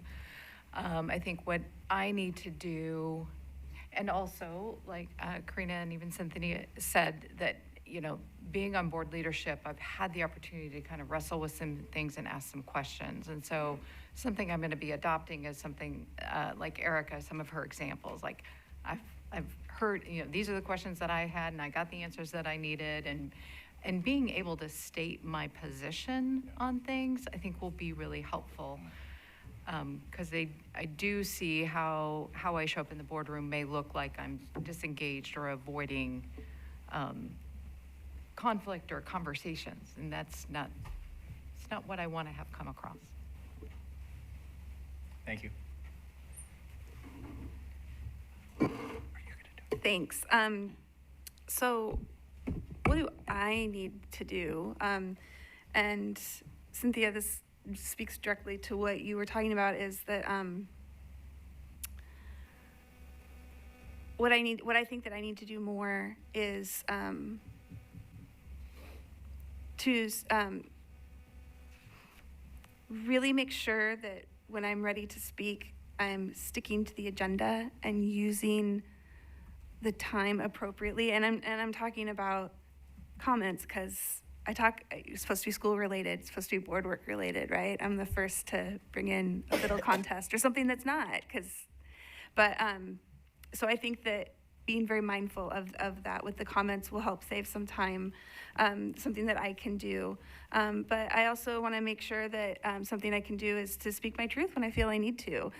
Sometimes I decide not to speak, but because of we moved on or maybe something like that. If I have something to say and Cynthia's ready to move on, it sounds like, Cynthia, you'd really appreciate me saying, I still have something to talk about, and not just, okay, meeting's moving on now.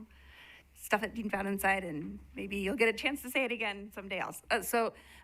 You appreciate that communication. Is that what I'm hearing? Okay, so that's a commitment I'll make. That's something that I think I need to do. And from others, I don't want to ask them to do anything I'm not willing to do. So it's the same, really. I think we can all do the things that I mentioned. And again, speaking your truth and not just letting the meeting whiz on by, and notifying Cynthia, that's going to give us a richer understanding of the things we're discussing and talking about. So there you go. Thank you. What do you need to do? So personally, I feel that personally, I see that I need an opportunity to kind of represent different parents, children, different communities. So as an elected school board director, we have to think of the entire community. So I need an opportunity to share my views in the boardroom. If sometimes that opportunity, that opinion may be a little different from others or majority of the board members, but it is really important to voice so that no community feels they are made invisible or excluded. So that's really an important thing for me, and I need to express it because that way I have done my due diligence of making sure I speak what is in their mind. So there has to be an opportunity for that. And that way, every point perspective, sometimes it is difficult to hear those perspectives, but yet they also have a space in that. The second thing, what do I need from others? Let me speak. Knowing fully well that I may have a different opinion, some sections of community may have different opinion, that doesn't mean we are disagreeing on the goal. It just means that we are factoring in different perspectives, different lived experience, different journey people have taken in order to achieve at a particular perspective. So allowing that space is really important, and allowing different perspectives to be brought into the public meeting so that we can discuss, debate, deliberate, and arrive at a good policy that really fleshes out different points of view. So that requires space and some level of tolerance from each other to hear and understand. And second thing is, I would like to know if some of the board members would be willing to meet me outside the school board. Sit and spend time with me. I am happy to share my story.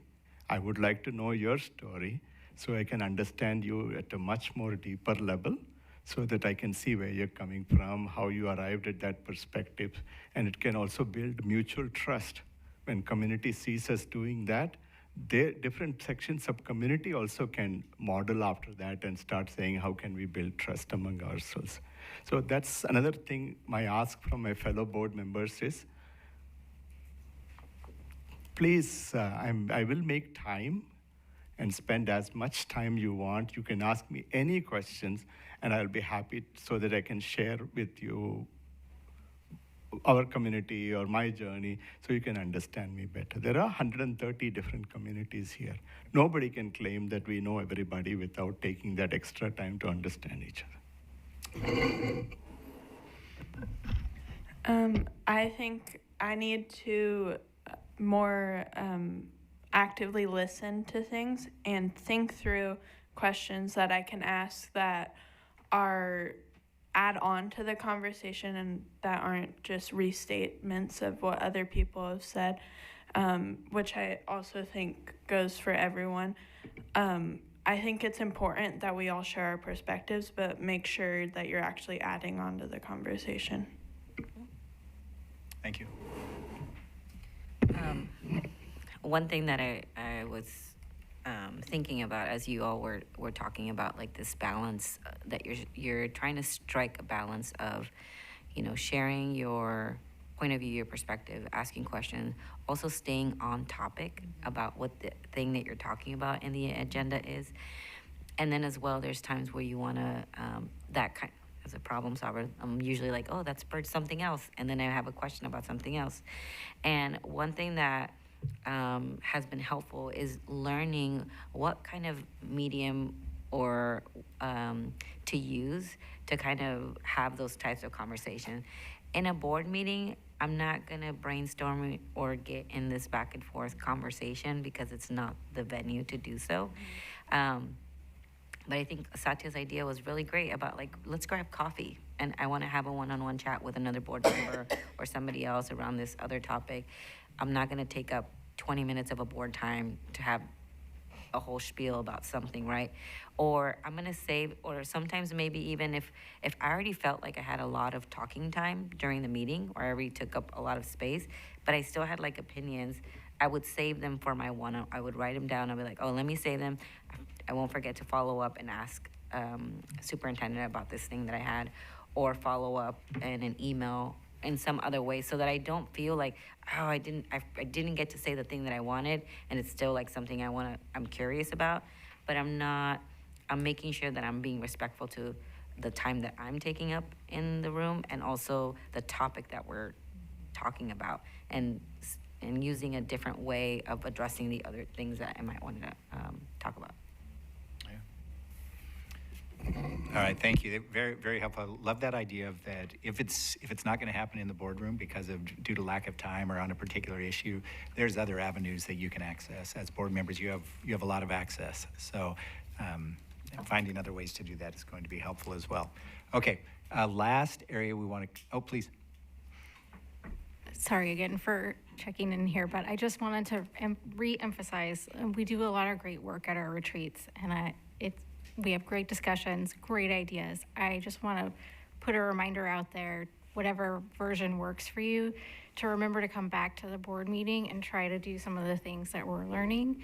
Because it's really easy in any relationship, like a family relationship or whatever, to go back to how we've always functioned. And so really keeping top of mind our commitments to each other and wanting to be the best board in Oregon, so that we can work differently. We'll be the best board in the nation. That's right. Hey, That's Congress can learn from us. That's actually how we're going to end our time together today, is one commitment that we're each making as we move back into the boardroom.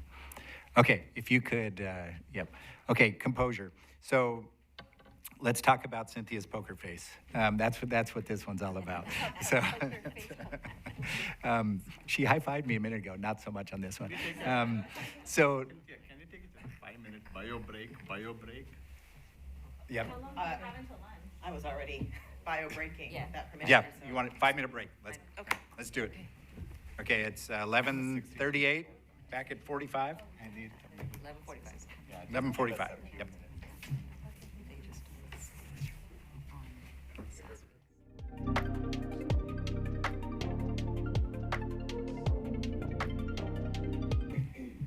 All right, we're going to, just in the interest of time, we're going to just do a quick overview here on the composure side of things. And then we're going to move into some practicing some of the things that we've talked about here today. So when it comes to composure, I used to have a little sticky note on my phone when I was an assistant principal. And here's what it said. Focus on what's being said, not how it's being said. Mm-hmm.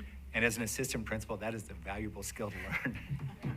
So I think it's also valuable for a board member that I think, to Sadia's point, we're not always going to like what we're hearing from every group, but they are a part of our community. They're a portion of the community that we value, and we need to be focused on what's being said.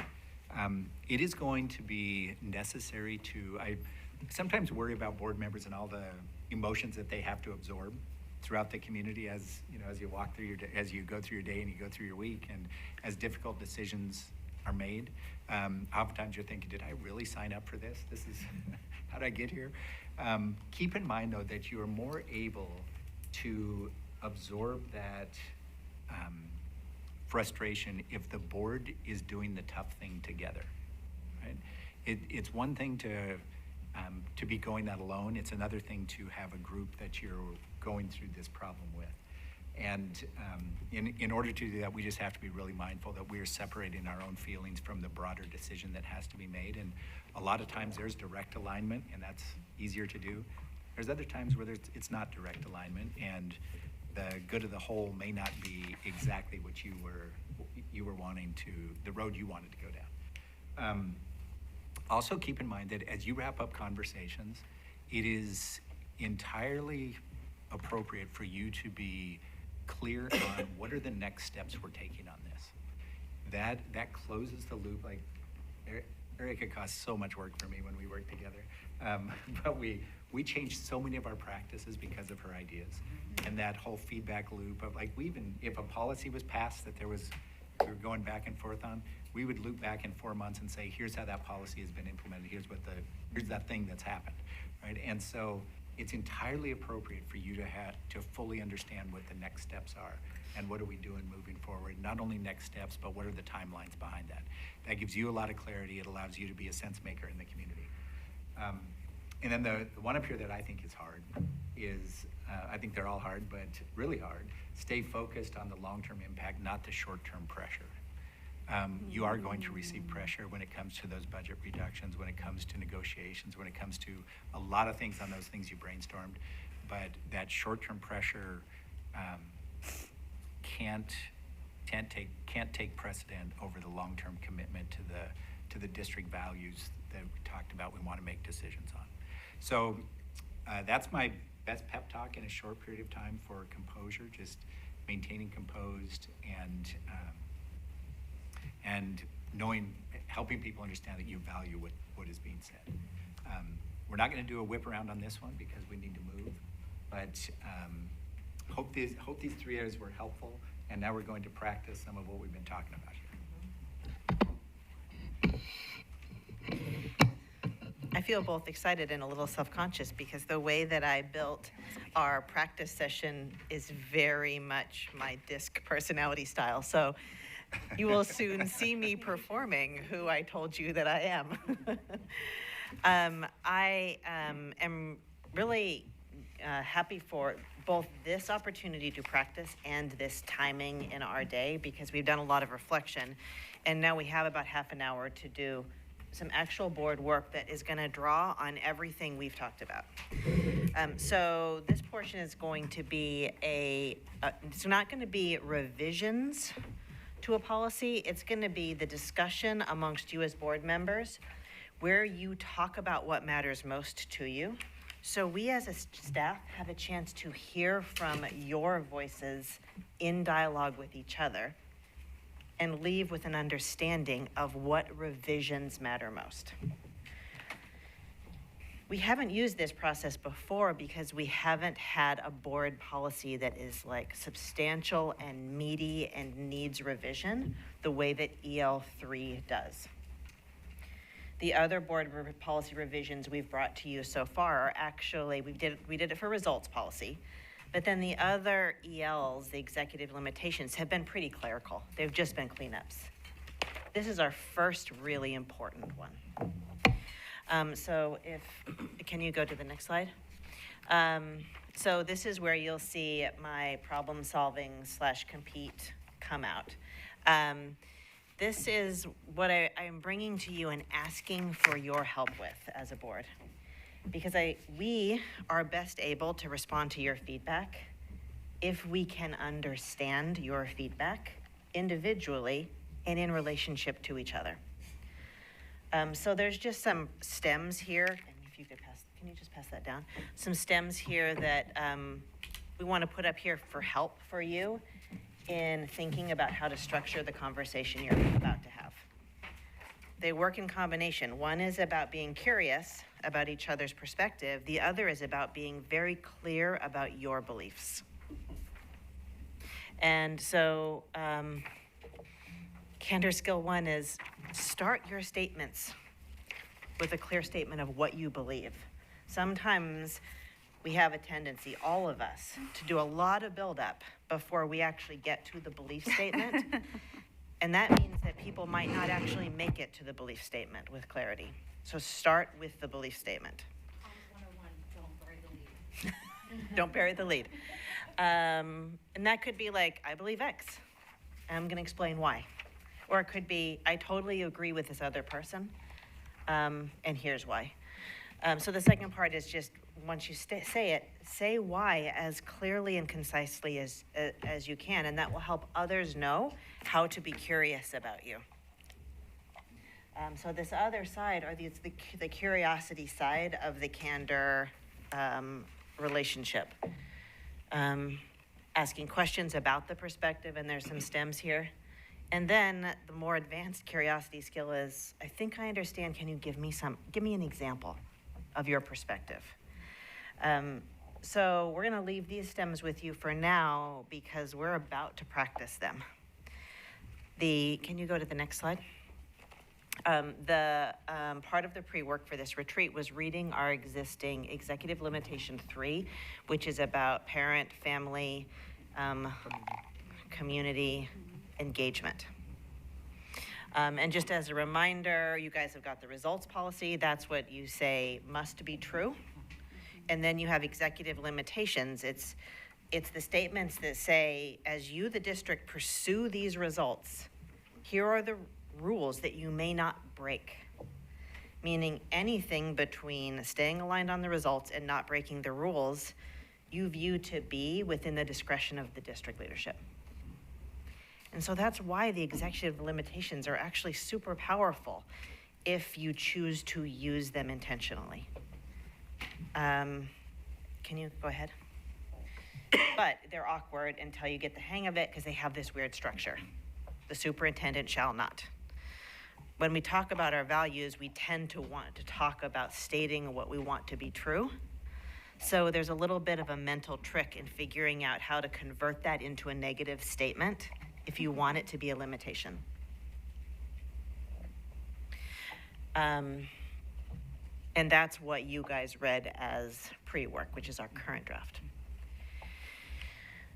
We also sent you, in case you needed a little bit more exposure, sort of, Satya, you saying you wanted to see other national practices. We sent you a follow-up, which is a little packet of other examples of this. All right, so we're about to turn this over very much to a board discussion, and Chair, if you wanted to lead it, you can, or if you'd like me to lead it.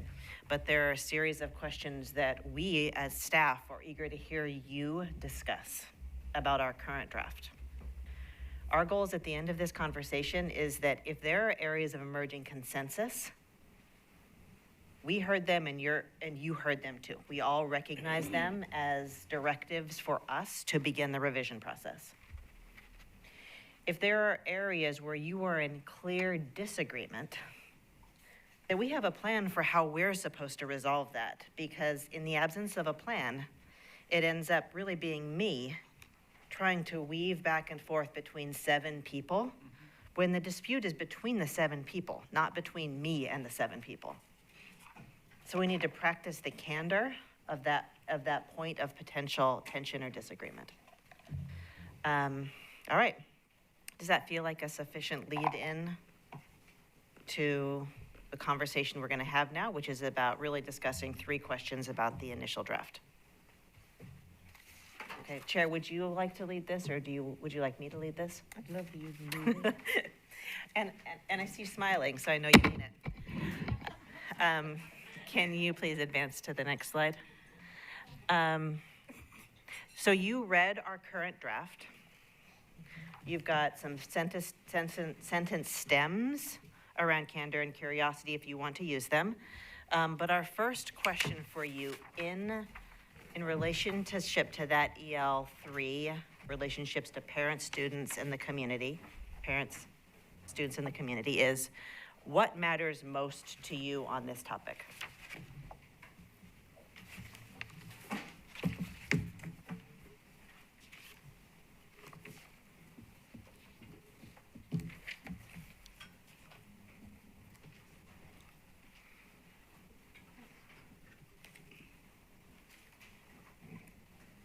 What matters to me the most on this topic is that our community really does see and understand how communication will come, maybe not necessarily in the details of the process, but sort of what goes behind that and how we're going about doing some of that communication.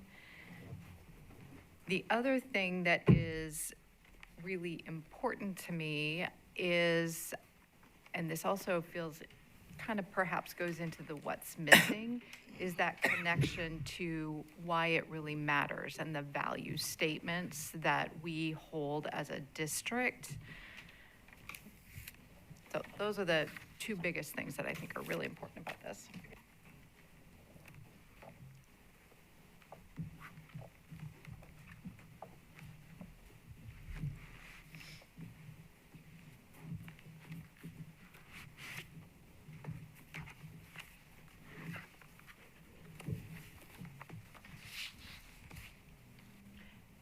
Yes, I think it's me, so please just jump in. Is it?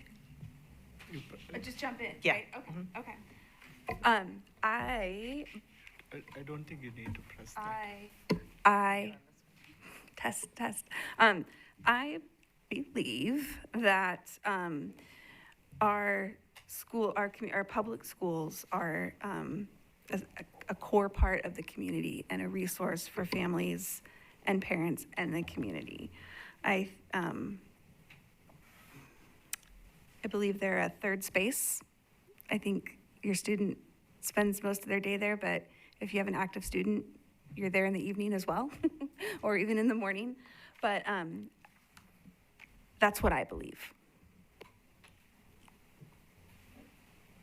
Okay, I'm gonna ask a follow-up question about that. Okay. Wait, I need my stem. Where's my stem? Mel. I am interested in your perspective. Can you give us an example of what that belief means as a policy statement? Okay. As I think that in a policy statement, that belief would be reflected by outlining that our schools are open to anyone and everyone. They are safe, protected spaces, both physically and emotionally, and that the community is involved in the schools through partnerships and, boy, this really is an exercise, with partnerships and collaboration and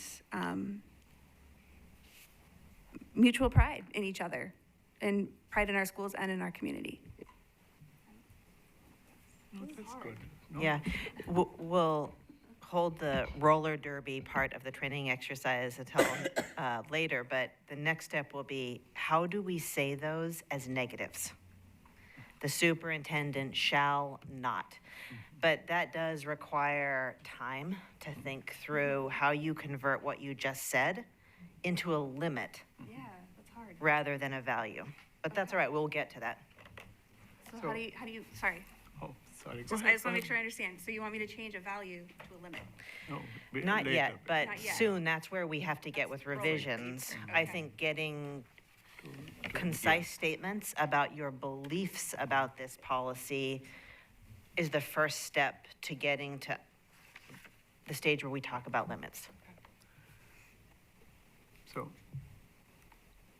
Chair, can I? Yes. Oh, thank you. Yeah, I believe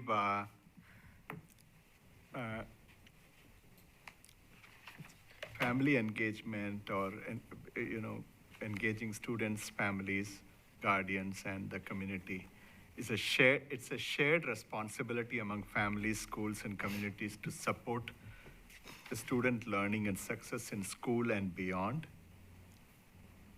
It is a process of building relationship over time among the families, schools, and communities.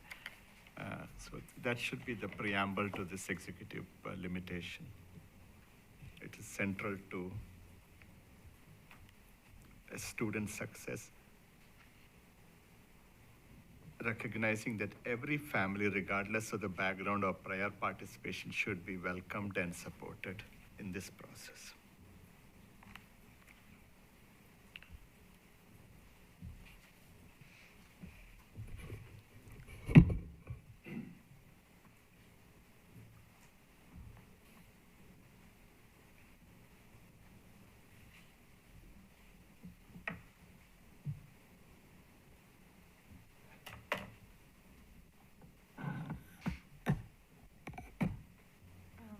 I wrote what's most important to me, what I believe is most important to me.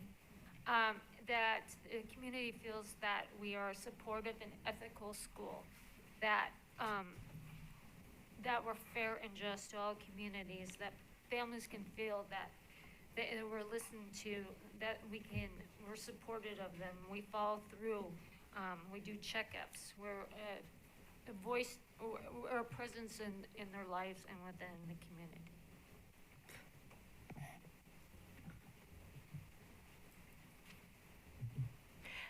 I have a follow-up question for you. When you read our current version, on a whole, do you mostly feel it communicates that, or it mostly fails to communicate that? You can think about that if you want to come back to it. Okay.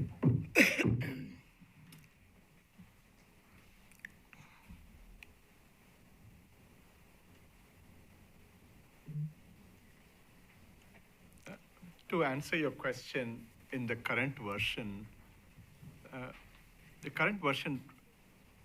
just does not communicate that.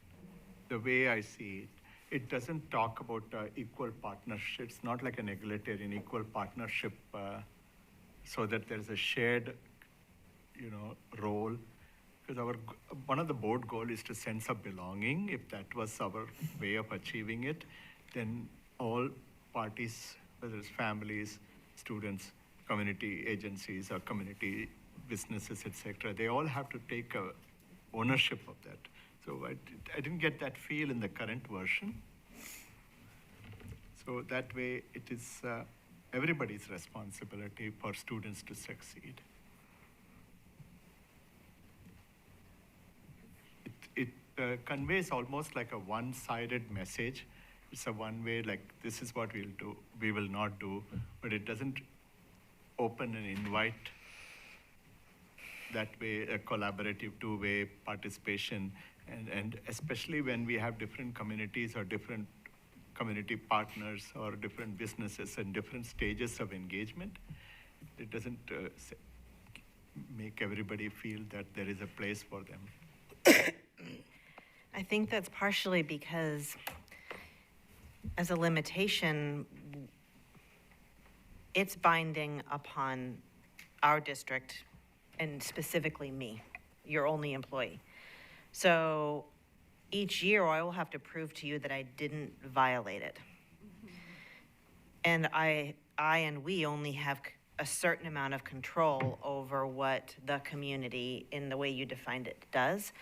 So in order to think through the vision that you're putting forth, the board will need to take some time to wrestle with what the shall not statement is that starts to accomplish that kind of view. So can I take a stab at that? Well, I think if I can, to practice what we've been talking about, I think we might need to do a few more sweeps on what we like is in here and what we believe is missing, and then move on to you guys identifying one or two that you, through general loose consensus, believe actually needs that kind of workshopping. Okay. If I could, one thing that I do really appreciate about the limitations is there are different categories that each one of them fall in, whether it's stakeholder, culture, legality, HR, or business and ethics. And I think that's a really important part of the limitations, that we've got some of that balance. In hearing my colleague here, I think there might be ways that we could perhaps tie in or call out some of the for me, I hear it as more as a value statement that could be in that preamble piece. And then making sure that we're tying our various limitations with that family engagement point of view. Look at me trying to problem solve. Right there with it. So leaning right in to my strengths.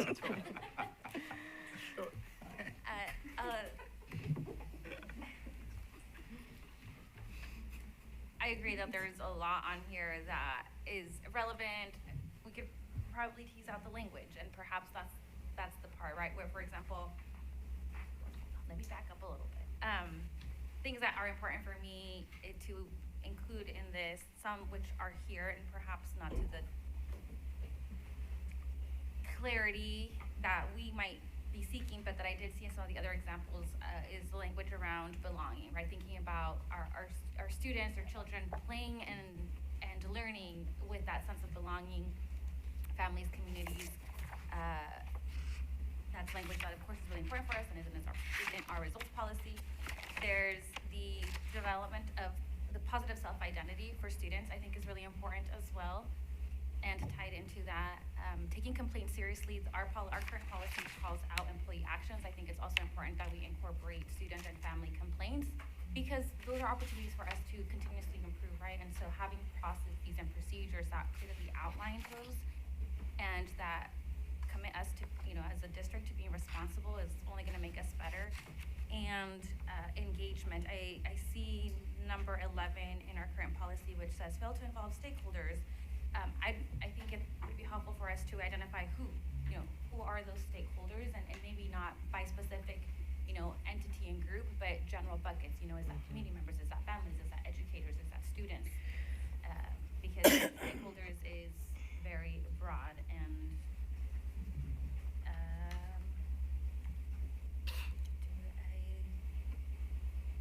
think that's it.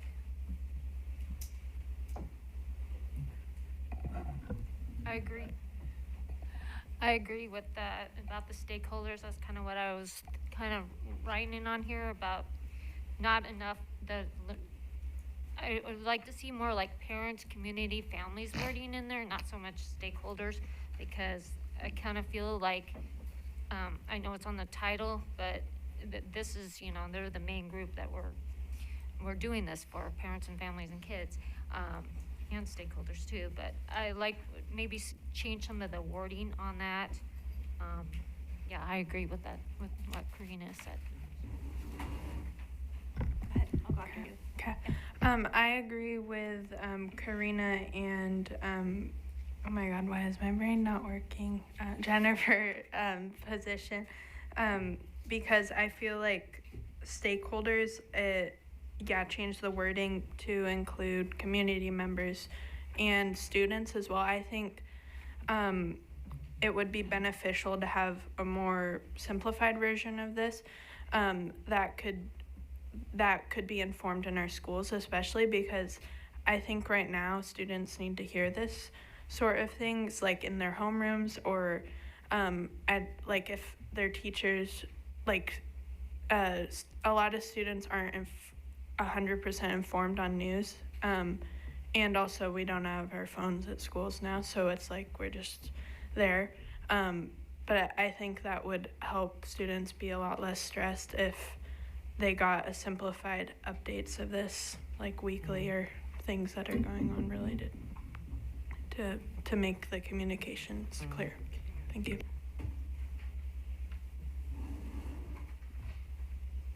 I agree with Karina and Jennifer.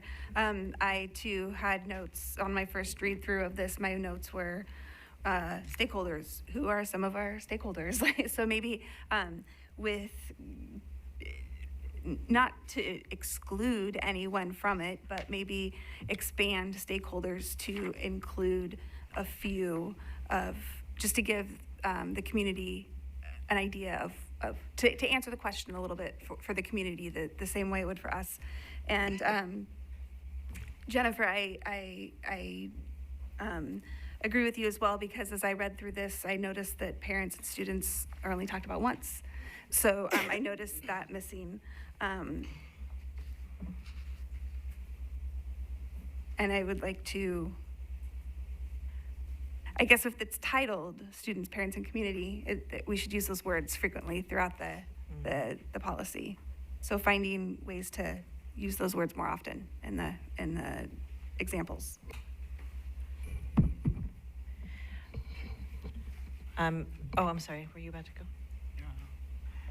So, my observation has been schools are good at engaging families who are already engaged. So often you see the same cohort keep showing up again and again, and which is good, don't get me wrong. So I think one of the ways I was thinking is, I believe, for the engage every family in decision making by family.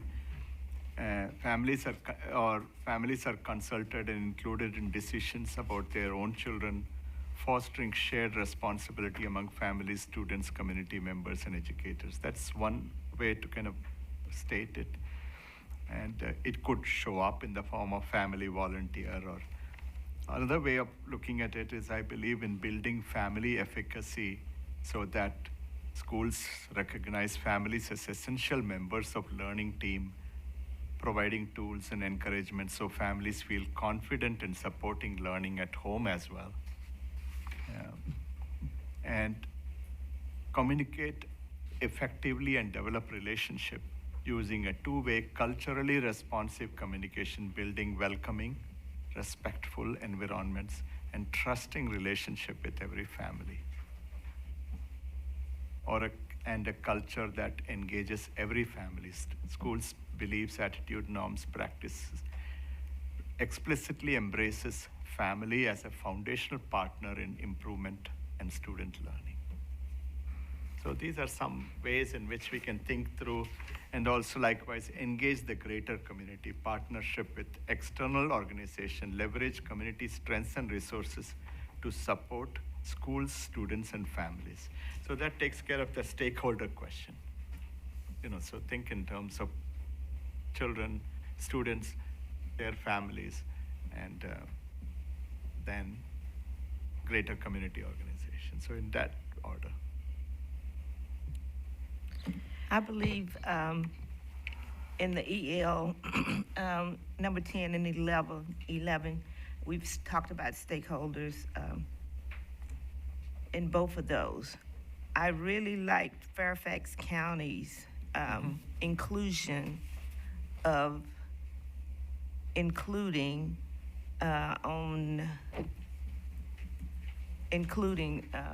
leaders. And I lost my place. But identifying who are the leaders in the communities and making sure we include them and help them and get them to help us deliver messages to the community. Does that make sense? Yeah. The faith leaders. I read it, now I lost it. Not just the faith leaders. It's in number 4 on the Fairfax County. Thank you. I know I got new glasses, I still can't see. But anyway, yes. I think that's important. And to know that, I'm just going to speak for the African American Black community here in Salem, there is not one leader that speaks for all of us. And that you have to truly be able to identify the different leaders so that all people in a culture are represented. I think what and maybe we can add to this conversation, because we write the reports on it, is when we write this report, which you guys will get, actually, you already got it. You already got it. That's right. It went out in the board packet. Number 1, number 2, and number 3 show up across multiple ELs. So we're almost literally cut and pasting it. I don't think the duplication helps with accountability. So there's something there that I think could be improved upon. And maybe what it is taking those first 3 and making them specific to this title rather than generic across all of the executive limitations. The other feeling I get when we work on this each year is that there are lots of ways that we can provide evidence of not violating these limitations, but something still feels missing. Like it's not reporting on the true heart of high quality practice. It's somehow skirting around all these compliance edges of it, but not being in the center of the work. And I think that the conversation today, to practice the stems, I agree with multiple comments around creating a preamble that more fully expresses what this executive limitation is trying to accomplish. So that when we write reports against it, we're not just writing against the language of the number, we're connecting it to the preamble.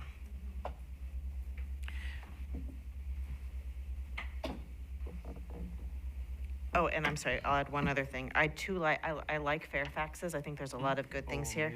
I think they give us an interesting sample for Satya's points around two-way with number 2. I liked number 4 as well. And I think there's something in number 5 that helps address something that Karina raised around complaint. And it's not just complaint, it's also conflict.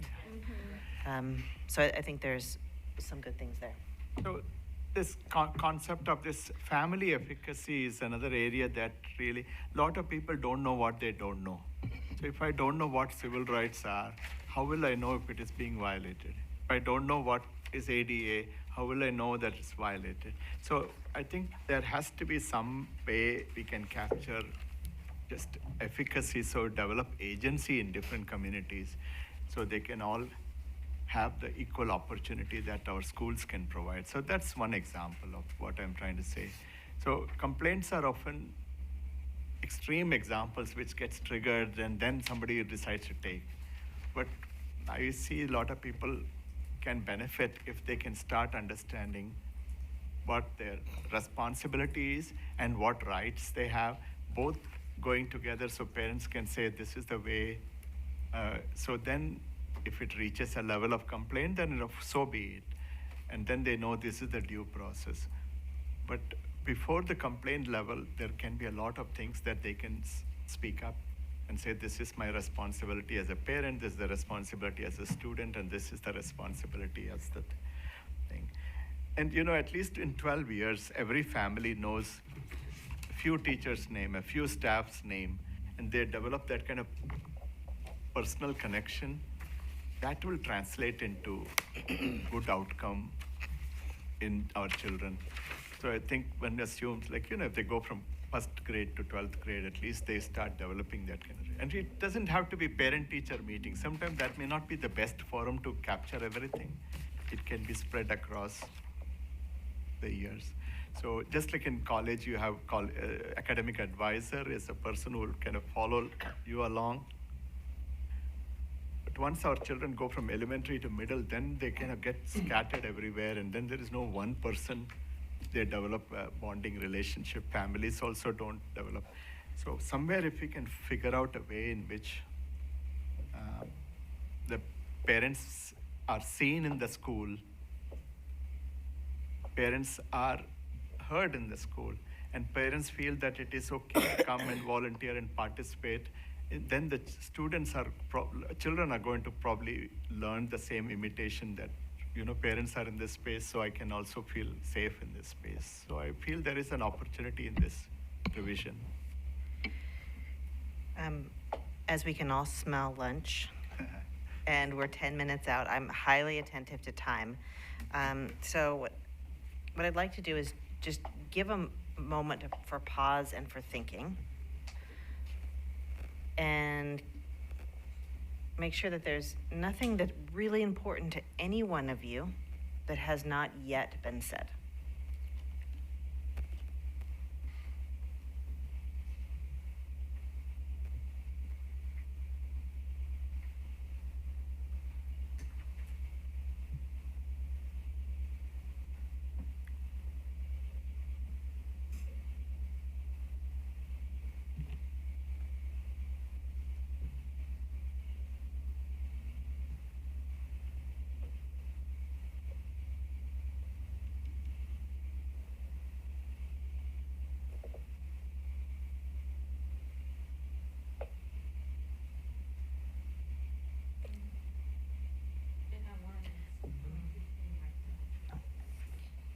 maybe number 9, maybe elaborate a little bit more on be able to provide timely notice for especially program changes, assignments, calendars, maybe more like for disciplinary actions.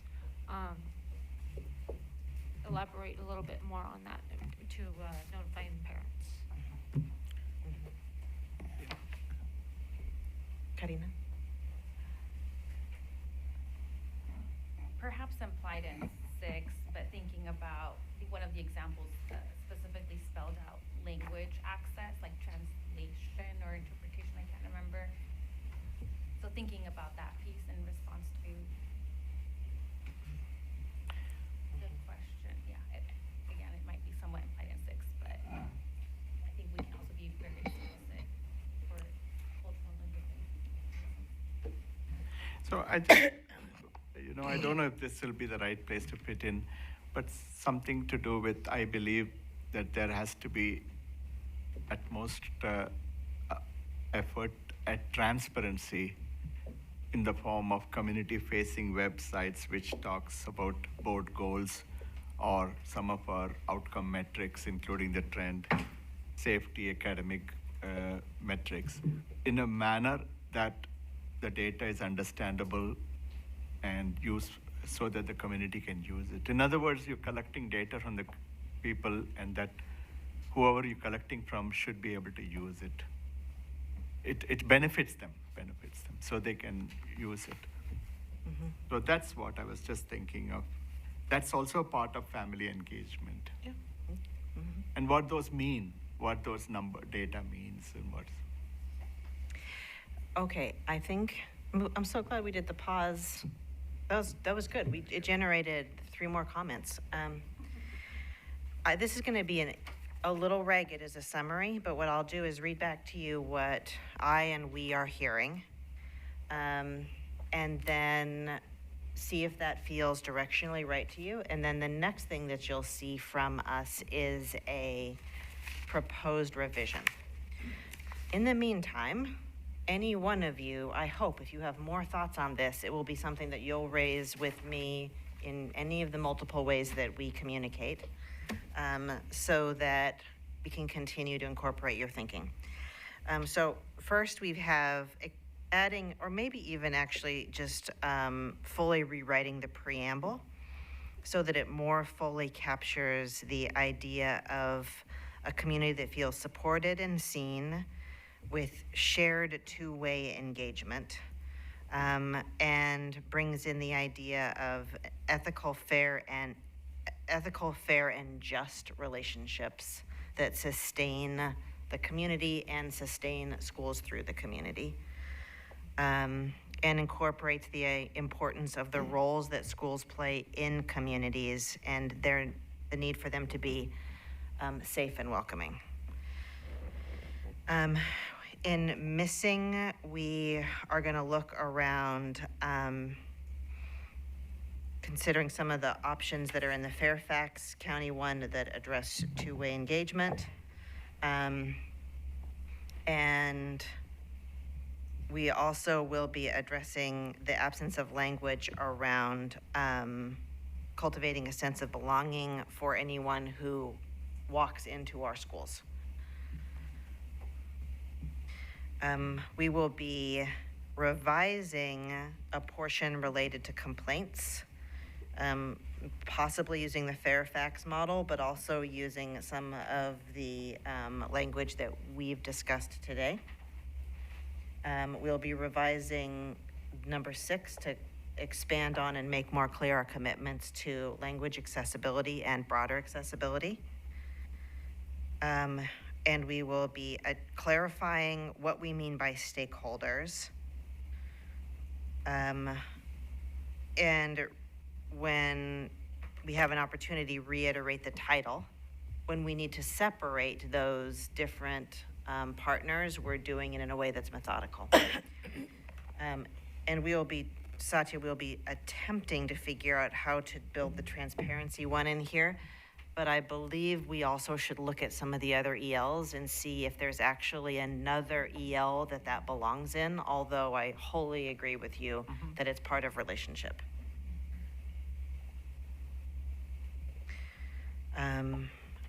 We need to do some more reading on parent rights, responsibilities, and efficacy. And then I'll be in touch with you on that. I'm having a hard time imagining how I personally, or any CEO, can build that into a shall not statement that will be fair, as building parental efficacy will be very hard to manage and measure as a project, but an important one for a school district. That was a little rambling, but that's what we have as a revision update list. What did I miss?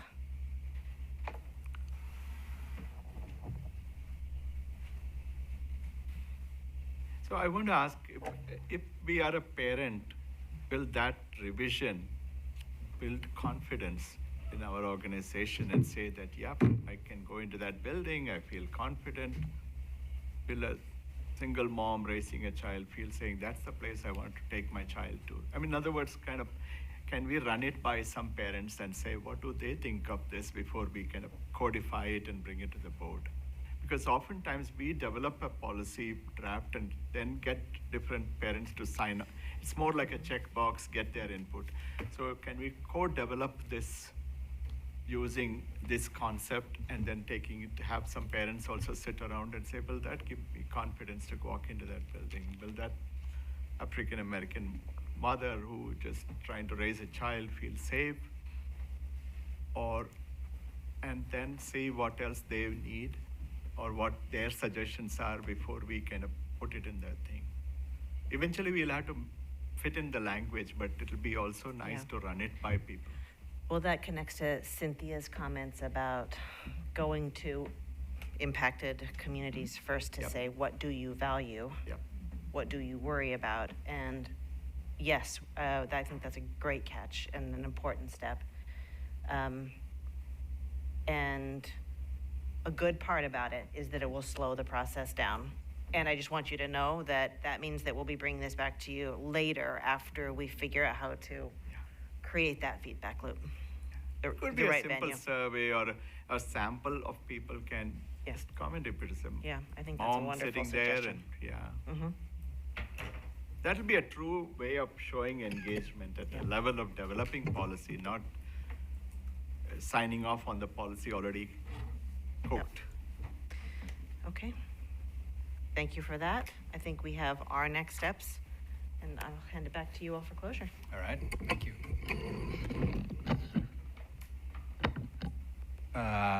Go right there. One back, if you don't mind. Okay, we're not going to spend much time on this, only for me to suggest that we've been through conversations today around conflict style, behavior style. We've talked about board assessment. We've talked about sense making. We've talked about communication. So covered a lot of ground today. And then you used a lot of that to go through a really great protocol that not only included everybody's voice, but it shared airtime. And it was just such a collegial interaction. I mean, it's such good stuff that took place there. I would suggest that there's going to be times where it doesn't feel as productive. And as you're going through a challenging spring, there's going to be times where you need some tools to get you unstuck. And so I know you have this that sits on the dais at everybody's seat. And a suggestion would be to consider some sentence frames that'll help you get unstuck when you're not communicating at your best or when there's frustration. And I put some examples up there. And maybe that's something that the board leadership team works on with Ashley and Andrea, just to see if you can land on some that go on here so that you have tools in front of you when you need them. All right, if you could go one more, Erin. We're going to do a quick wrap up, and this is literally 15 seconds per person, okay? So what is it that, in one sentence, share a personal action that will assist the board in navigating the challenging months ahead? And we're going to have staff do this as well, and Bob, just give you a heads up. We're going to start with you and work our way around.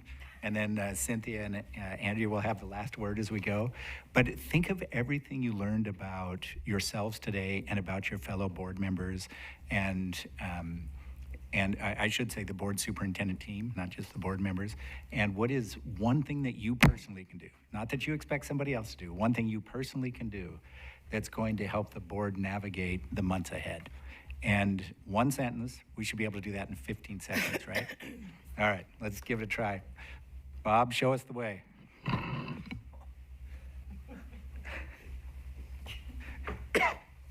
A little heads up would have been Okay, nice. we're down to 9 seconds now.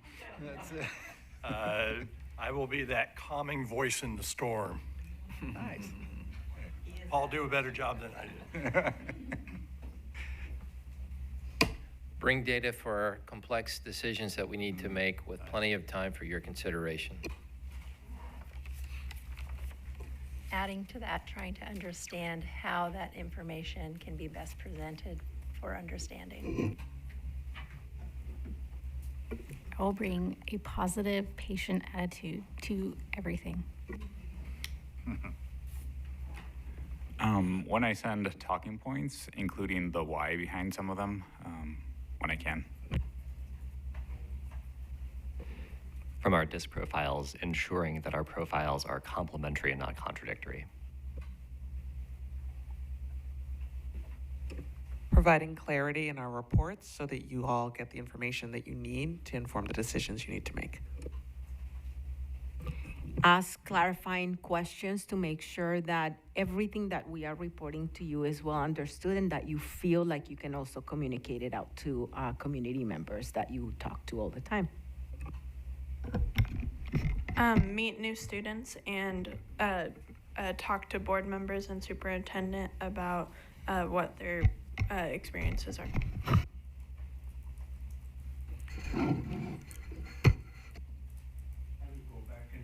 I'll go back and watch the YouTube of this, so kind of review and hope I'll get a copy of the slides. I will remember to speak up more with my voice and my truth, as well as ask questions of other board members and staff to clarify and truly understand theirs as well. I will ask more questions and share my point of view and also demonstrate my willingness to listen.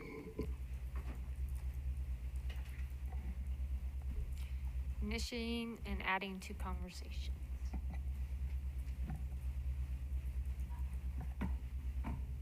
Make sure to air questions in public. Not keep them behind the diet. I will seek to understand before I'm understood.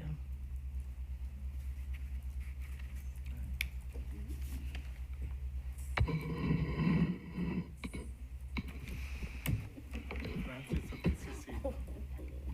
That's from Francis of Assisi.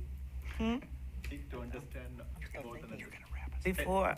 Saint Francis of Assisi prayer, right? No? Maybe. Stephen Covey. Stephen Covey's the one. It might be related. I know who St. Francis of Assisi is from history. Anyway. If it is, I think we're going to go ahead and attribute it to St. Francis. It probably sounds like something it would come from him. I need to do a better job of building long runways for major issues or decisions that are coming so that you can see the work the district is doing to prepare for it, not just see the results of our preparation, which relates to Paul's point about information and data. And I will just wrap with kind of the same way we started, which is it's board appreciation, and I feel so appreciative. It might be the computer in me that makes me want to say best board in Oregon / the nation, but it also is just a feeling that I have in 25 years. This is the most courageous, functional governance body that I've been involved with. So it's a little bit of my lived experience too, and our appreciation to you and all of the work that it takes to make that true should not go unsaid. So, Board Appreciation Month for a board that we deeply appreciate. Thank you. I hope Congress watched this board. C-SPAN or something like that. Is there a C-SPAN here, Aaron? I want to give a special thanks to everybody, especially to Mike and Erica for leading this session. It has been very effective, very productive, very, very productive. I feel like I'm leaving here with another learning experience that I can utilize. I also want to thank the leadership team. I disagree with what Andrea just said, because I feel like we get all these calendars and all of these events that are going to be taking place. I feel like I'm more prepared than I've ever been. So I don't know what she's talking about. But anyway, I want to let her know how much we appreciate her, and especially that she's so transparent. Never had a superintendent as transparent as she is, and that really makes our work more effective. She has one of the best leadership teams in the whole wide world, and you can go to each one of them, and they're just very knowledgeable about what our goals are, what direction we're going in, what the next steps are, and if they don't know, they don't mind telling you they don't know, but I'll find out and get back to you. So I just think you have a great, great leadership team, and I can't say enough about this board, and I think after today we're gonna even be more effective, more honest, and upfront with each other and say what we need to say and not worry about what could be, because we're gonna make sure we say what we need to say and receive what we need to receive. Be more open-minded. With that, it is 12:38 and we are adjourned. Thank you. That's you.